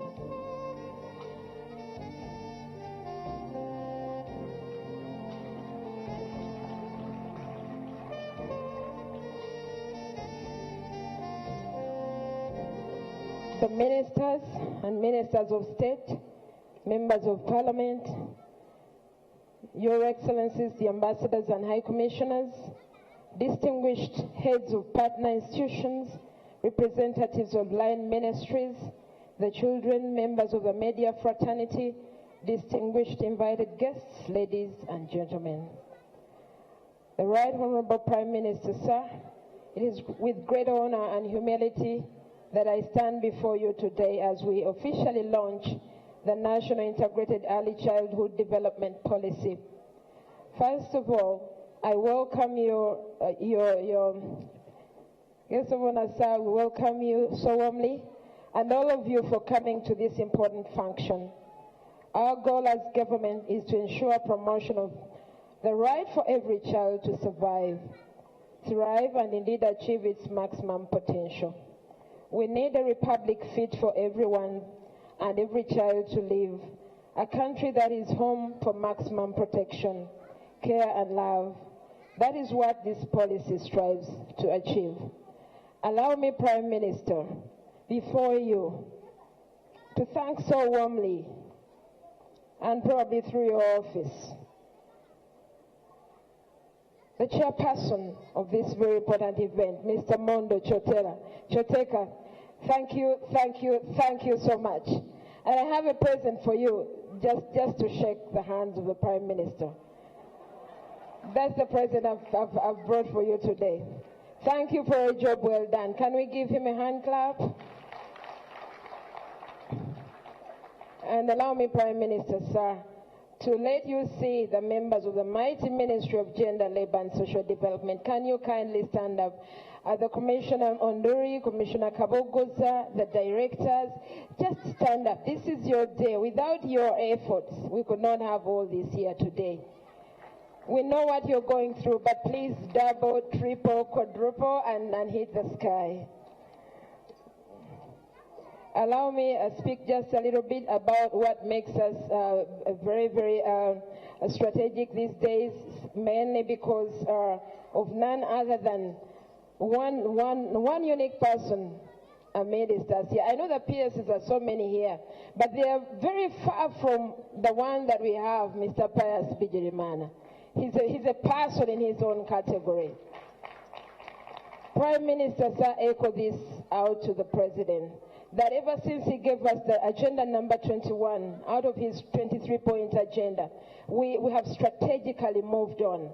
It doesn't matter to him whether you call him after midnight, and he sounds it that it's okay with me. So with us, it's only the money that we need, Prime Minister, but the rest is in order. We thank to Mr. Pius Bigirimana. Prime Minister, sir, the launch that you're about to do, we only have to tell you that we have assented to international protocols that promote and protect the rights and development of children, which include the Convention on the Rights and Welfare of the Child and the African Charter on the Rights of the Child. The NIECD policy is one of the instruments which enforce these protocols and ensure the well-being of our children in a more holistic and comprehensive manner. The policy requires your unwavering support to ensure that we deliver on our promises. I suppose we are all aware of what happens during the early years of child development, and it has been clearly displayed here. The early years of childhood development, from the basis of intelligence levels, personality, formation, social behavior, architectural design, and capacity to learn and nurture onset of the adult. It is important also at this stage that when the quality of the support that we give them is less, stimulation and nature is deficient, and child development is seriously affected. Ladies and gentlemen, good nutrition, health, love, and care are all important to learn to the child in the early years of life. This scenario oftentimes leads to some of the highest rates of negative returns to families and societies. For this matter, early childhood development is essential for breaking the intergenerational cycles of poverty and social ills. Allow me at this point in time to thank the Parliament of the Republic of Uganda. It has always been there when it comes to the cause of the little ones of this country. And I have no doubt whatsoever that whatever comes, so long as it's properly packaged, it will face the very good hands, open minds of the people in the Parliament of the Republic of Uganda, the 10th Parliament. For the above reason, early this year, Cabinet approved the National Integrated Early Childhood Development Policy as a recognition of the commitment of the government towards achieving the NDP 2 pillar of Human Capital Development and Vision 2040, among other target framework goals. Prime Minister, sir, distinguished ladies and gentlemen, as government, we have been involved in many interventions that are aimed at improving the welfare and well-being of our children, but with limited impact due to limited coordination. The Integrated Early Childhood Development Policy aims at providing the badly needed framework that will enhance collaboration, coordination, and moving as one of the better impact and transformation of our young people's lives. Therefore, the launch of this policy is a landmark occasion for all people in Uganda and elsewhere in the world. This policy is also a pivotal milestone for Uganda's overall socio-economic development, especially as we intensify our pursuit for sustainable wealth creation and inclusion growth in order to achieve middle income status by 2020 and become an upper middle income country by 2040. Prime Minister, sir, now that the policy is about to be launched, our next most critical job is to ensure a robust implementation of the policy in the most versatile manner. You have just echoed to me the differences in the language, multi-sectoral across the country. But Minister, we are ready, Prime Minister. We must have a Uganda that is the best country for any child to live in anyway. Your usual charismatic leadership and support is critical at this point in time, dear regulators. Finally, I would like to thank all the development partners, especially UNICEF and Plan, for their support towards developing this very important policy, and I look forward to your continued support and commitment to this very important cause. Together we can make a difference in the lives of our children, and we know that we were all children anyway in the very first place. Prime Minister, sir, it is now my rare and auspicious singular praise to invite you, Your Excellency, and we all know that we were supposed to have him, but due to unavoidable circumstances, he chose none other than you, who we have popularly referred to as the senior youth of the country. So I now invite you to come and speak to this gathering for God and my country. I thank you.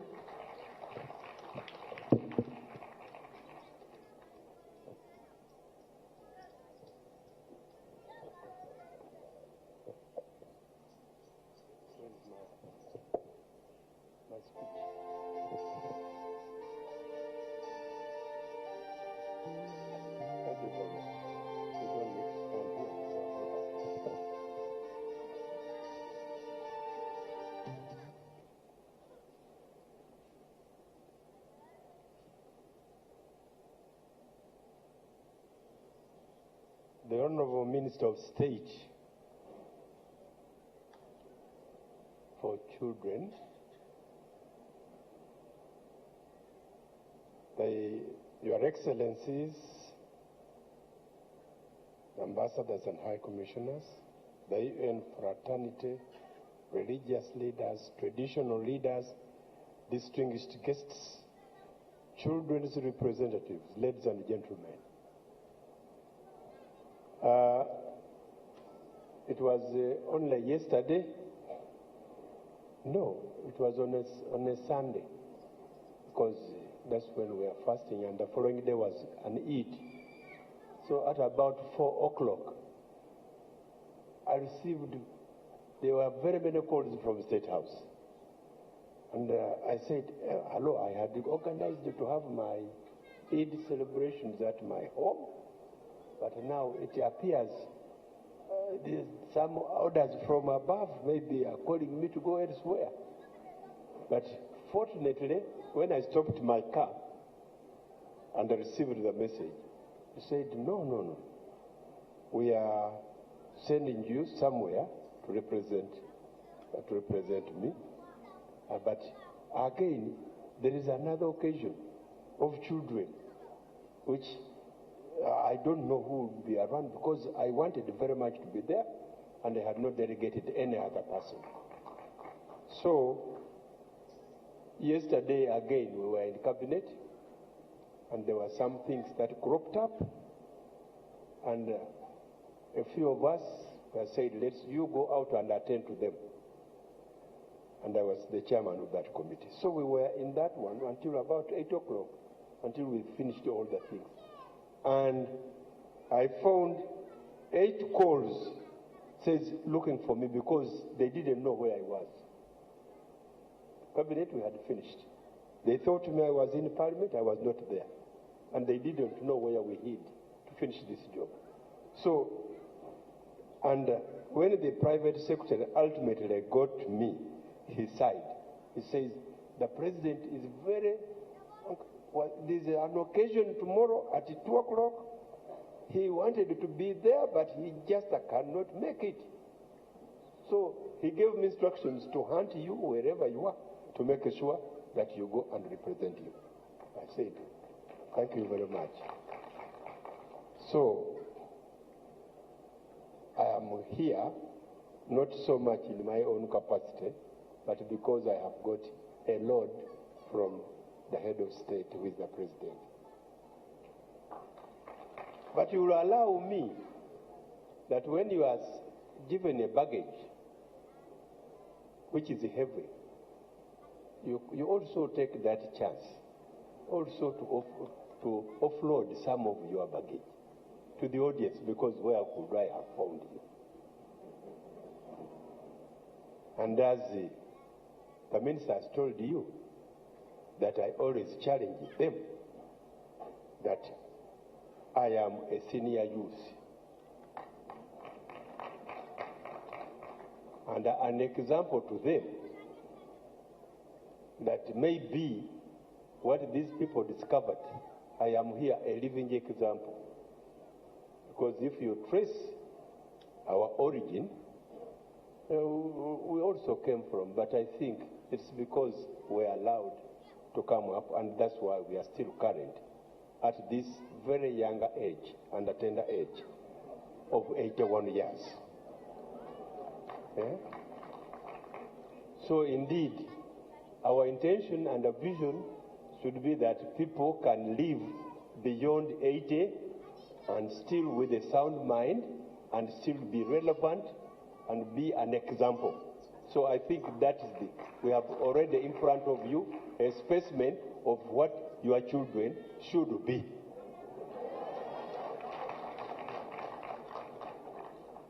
And maybe that's why the president wanted me very much, because he had something which he wanted to show you as an exhibit to the effort you are trying to do. Now, with my experience, I will first of all talk of where I got this idea of children. I'll give you examples which I have seen myself. You know, some of us were troubled by knowing that actually Africans, what they are is not what they should be. Because we read quite a lot. And we exposed in a different country. Not through Makerere, Britain, America. Because there you just go to admire. And I wonder how these people have made it. And you think, they actually think that, I think the African mind cannot think about these issues. But now we had those questions at our early age of 19, 20. And at the age of 27, we are very mature. We are able to partake in changing Africa.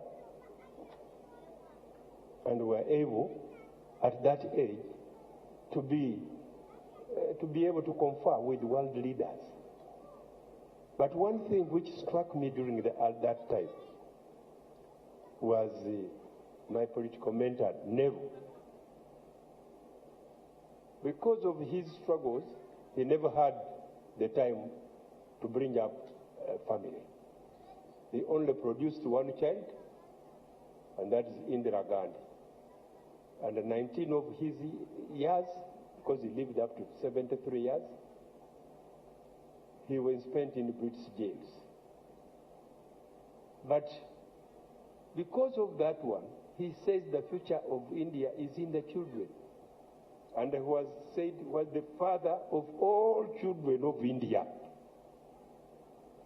And he really did quite a lot for them, the way they play, the way they study. And he was called the father of the children of India. And you can see what they are now doing. Another country where I went was China. In '63, I conferred with the leaders, the founders of China. By then, they were passing through a very tremendous amount of suffering in the country, very difficult situation. Starvation was at the rampart. They could not be able to feed themselves.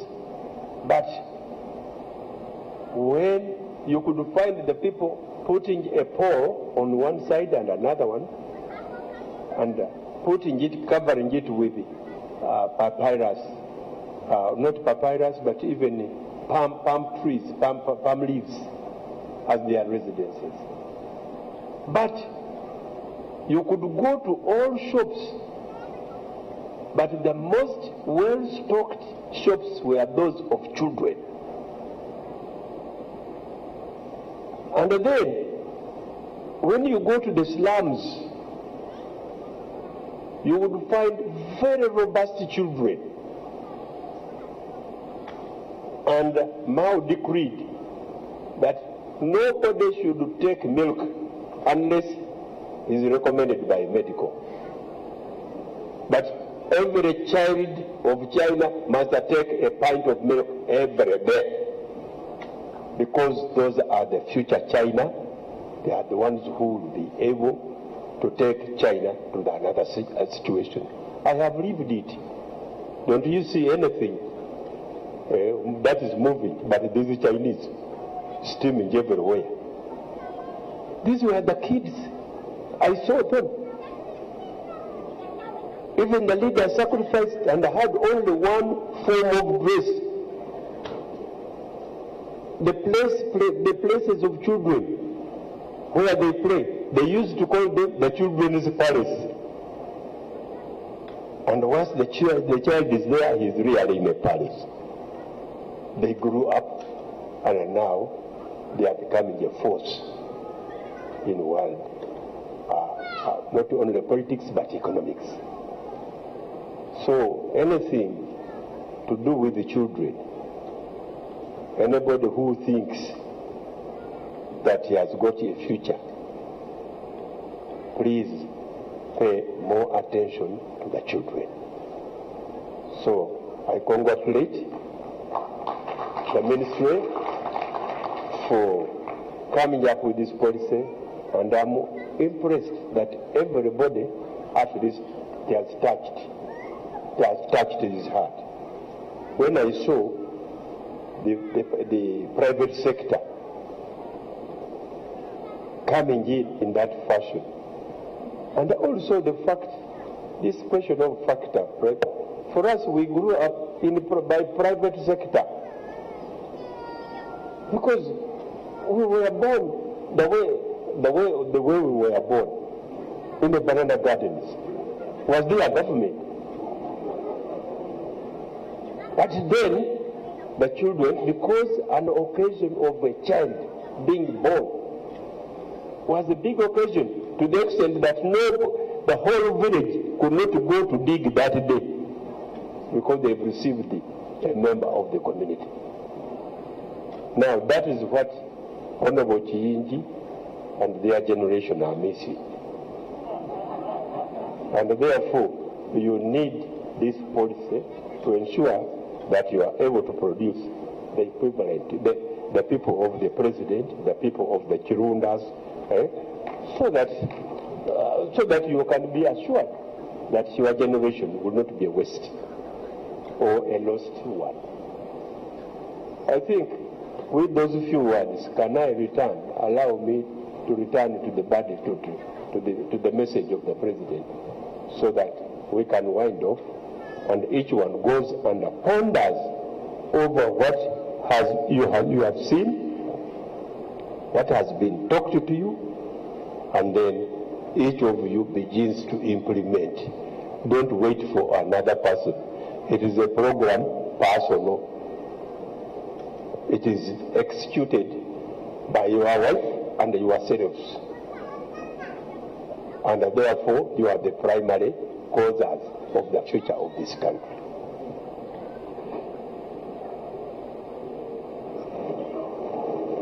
Today, we are gathered to witness an important step taken by the NRM government in leading and directing this nation on a journey that calls for responsible parenthood, leadership, and humble, genuine service to our young people, the children. The NRM government is serious about creating the necessary conditions for active and inclusive participation in grooming generations of citizens with the critical potential necessary to take our country to another level. In order for us to fully realize this, we are launching an integrated childhood development policy for the holistic approach that encompasses the protection, development, and the growth of all children.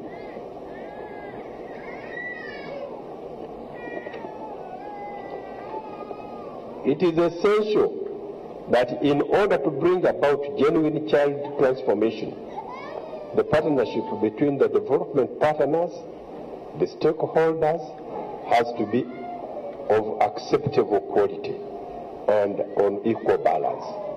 We are mindful that the transformation of referred to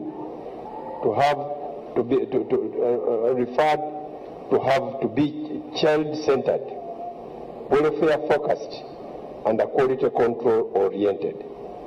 This policy document, therefore, consists of two major parts. Part one consists of unleashing the priority issues which the NRM government is seriously dealing with. Such pressing issues include health and educational determinants of children and socio-economic issues for the child. Part two of the document comprises strategic themes which also re-emphasize some of the key areas indicated above, but including the pursuit of achieving the objectives of NDP 2, National Development Plan 2. A conducive and secure environment for our children to grow, an equitable and a fair treatment of children, and the quality of their upbringing characterized by proper parenthood and societal commitment.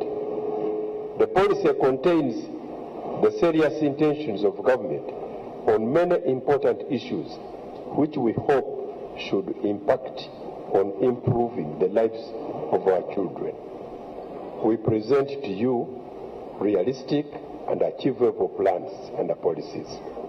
From this document, the lead ministry, the Ministry of Gender, Labour and Social Development, and other relevant line ministries headed by their responsible ministers, aided by the permanent secretaries and the senior officials, should translate this policy into their ministerial work programs, taking into account the collaborative efforts of development partners and vital stakeholders. From this exercise should emerge a more holistic developed Ugandan child, one of all of us can be proud of We hope this dream can be achieved through this policy and action plan. As the policy is soon to be in your hands, we request all stakeholders within and outside government to take serious note of our genuine intentions. In this regard, we rely on best advice and support available to implement this policy. We request for support and the cooperation of all of you, our development partners, cultural institutions, religious bodies, and we aspire to create a new and a better chapter in helping our children grow and develop to their full potential. Ultimately, this policy framework document is a plan and a baton for a child that is empowered, authentically developed, and holistically ready to face life. This is what we all desire of our children as we move towards a middle-income country by 2020, and with our eyes fixed on the vision of 2040.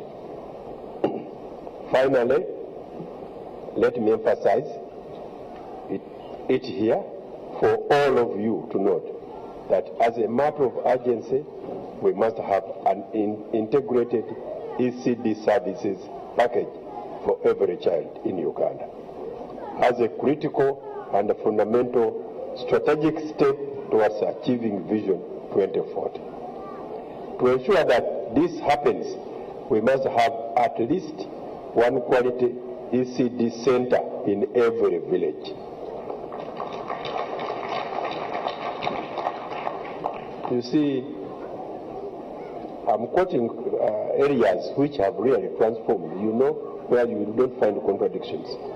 But I was surprised that Cuba had the best medical care in the whole world. And when he was called to Geneva to receive a Nobel Prize, the journalist asked him, he says, "Hello, how is it that you, a poor country, has been able to offer better medical services to your people than the most advanced and rich countries?" He did not answer braggingly. He only called that journalist, says, "Can you come here? Can I tell you that there was a revolution in Cuba? If you do things traditionally, and you don't have time to think outside the box, you will never change things." In Cuba, for every 167 individuals, people, they have a doctor who attends to their life on a daily basis. So, even here, people don't seem to know that what has kept us here and what is keeping us younger, although we are a little old, is because there was a revolution, and that revolution was the national resistance movement. And our first of all, it was basic. It was based not on people who come and do you agree with me? But it was a holistic basis in which we involved everybody to change themselves, and they did. Now, one of the things, for example, we always talk of the middle income, but then we talk of statistical figures.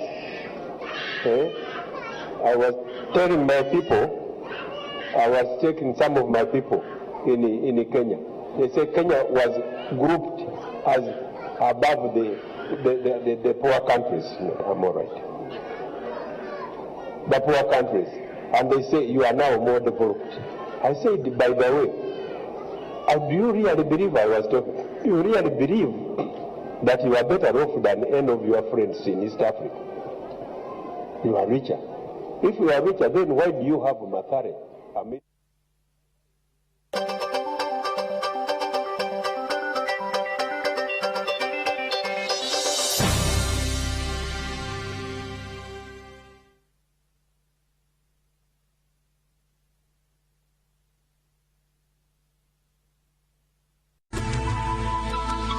NTV, turning on your world. About Town Is brought to you by Great Taste is Never Rushed. Club, tastefully different.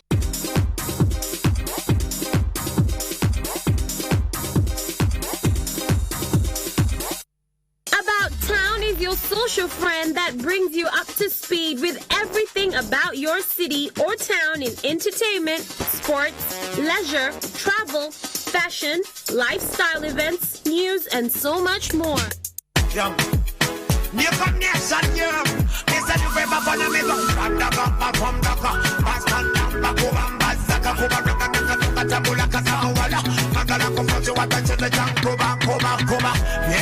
Now talking dancehall, doubtless singers Ziza Bafana surely proved the test of time as he has kept himself relevant on the music charts for some good time. After dropping bangs like Kalulu and Tulimaje with his new controversial track Katonda wa Raga, Bafana seems to crown himself the finest king of the dance hall.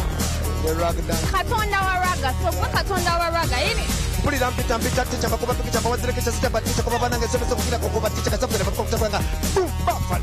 Wow!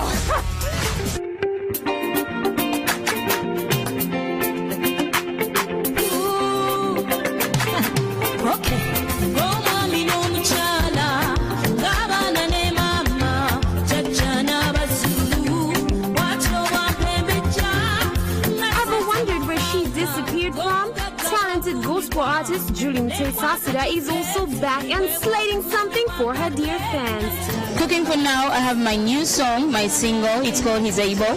So that is the one on charts as for now. Okay. Yep. Julie went on to tell us about the growth of the gospel music in general. Like honestly, I think it is going on highs because it's not on the same level like it was years back. I think we're getting somewhere. Really? Yeah.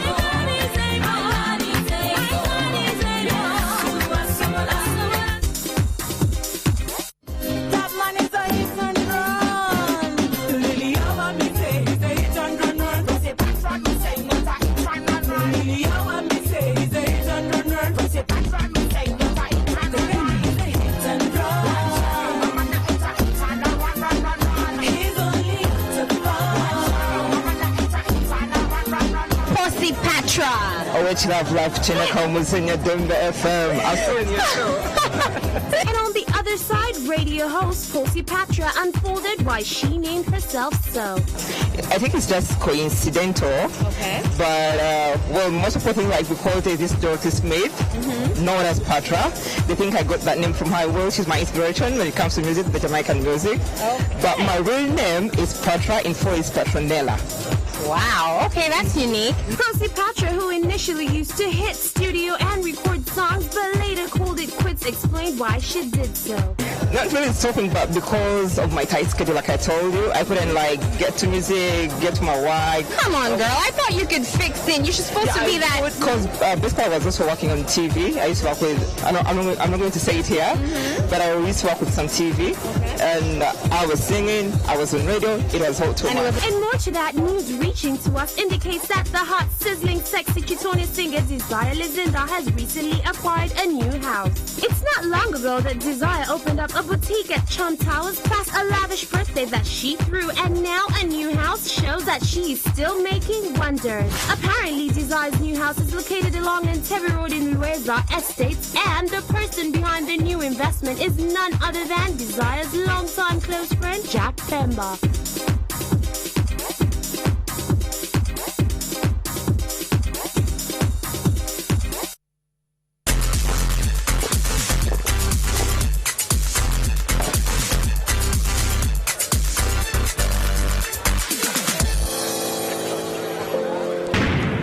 Great taste is never rushed. Club, tastefully different.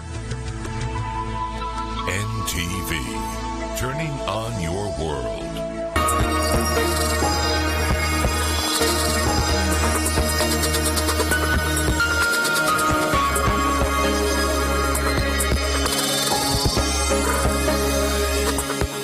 Hi, This is The Timeline, and I'm your host, Gloria Light, the show that brings you innovative news, apps, hashtags, things that are trending in the world, as well as social media etiquette, stuff you should not or should post. And also, if you have a cool, funny video you'd like to tag us in, do that right now and stay tuned.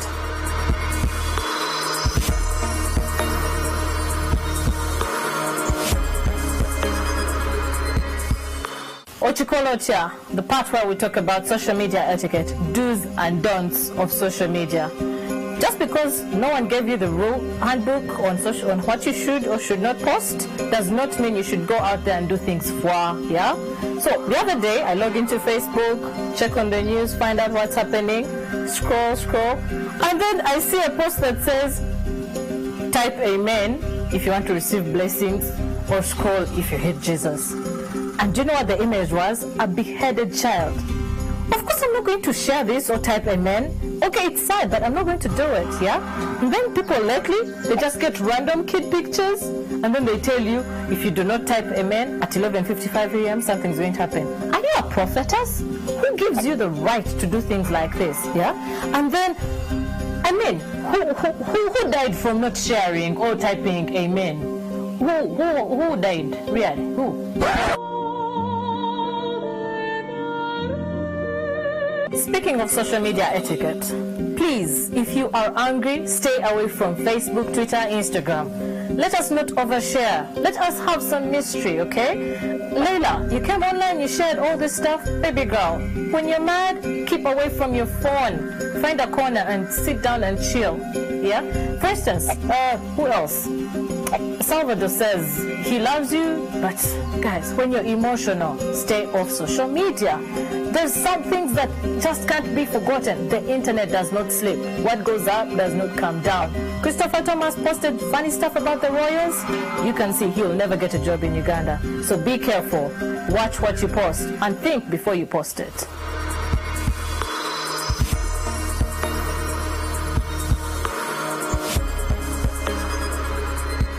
So last week we asked you guys to tag us in cool videos, and here are some of the videos you sent us. Jay, I got it. Four stacks for the Yo, who the fuck are you? Yo, it's Dad, bro. Papa? Dad, yo. Hello? Where are you? Bible study. Bible what? I said Bible study. So show me the Bible. Show me the Bible. States. Okay. Are you in a relationship? No. You don't have a boyfriend? No, I don't have. You're not married? Married. You're not divorced? You're not separated? No. I'm just single, ready to mingle. I'm not ready to stay. She's single, ready to mingle, and not ready to stay. Wow, that's weird. Well, anyways, Zara, if you're in a relationship, you get serious, right? Yeah, sure. You definitely want to settle down with whoever you get with right now, right? Yes. Okay, that's good. Now, if you found out your partner has a esophagus, would you go ahead and marry him? Well, it depends. It depends on what? The essence of the love we share. For someone you want to settle down with, your love should be strong enough. Don't you think? Yeah. It doesn't matter about the sickness or whatever. What if you get married soon that is...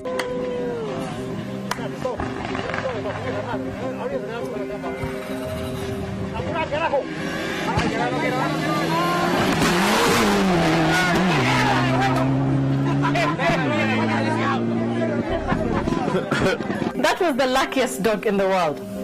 Anyway, thank you for watching the show. I am your host, Gloria Light. This was proudly brought to you by More Cash, brought to you by MTN in partnership with CBA. You can get loans on your savings just simply by dialing *165 *5# and follow the prompts. Follow us on our social media pages, the Timeline 256, and have a good week.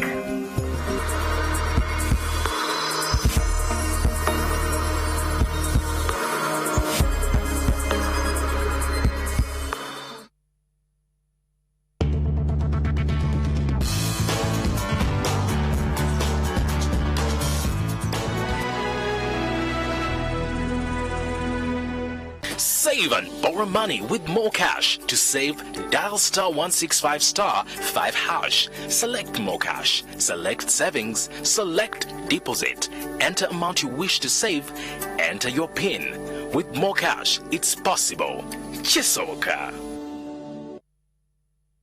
The Uganda Governance Monitoring Platform, UGMP, and the Citizens Manifesto partners invite you to a grand citizen debate on the state of Uganda's governance on Friday, 16th September 2016 at Golf Course Hotel, starting at 9:30 a.m. under the theme, Assessing President Museveni's First 100 Days in the Fifth Term of the NRM Government. Do not miss the live broadcast of this debate on NTV. Today's highlight is brought to you by Standard Chartered Bank. Today's highlight. Oh, Bianca, I have to tell you something, but I mean this. Like this, I mean it. You can't say a word. Oh, please, come on, Penelope, say it. Okay, here goes. I haven't even told Nicholas, but his dad is cheating on his mother. What else could you expect from a guy like that? More. Today's highlight. Our belief in Africa's future is as unshakable as yours. Here for Africa. Here for good. Standard Chartered Bank.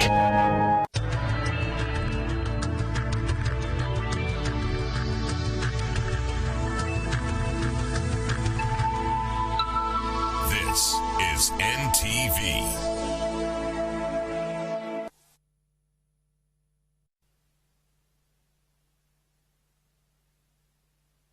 The Beat is brought to you by There's nothing in this world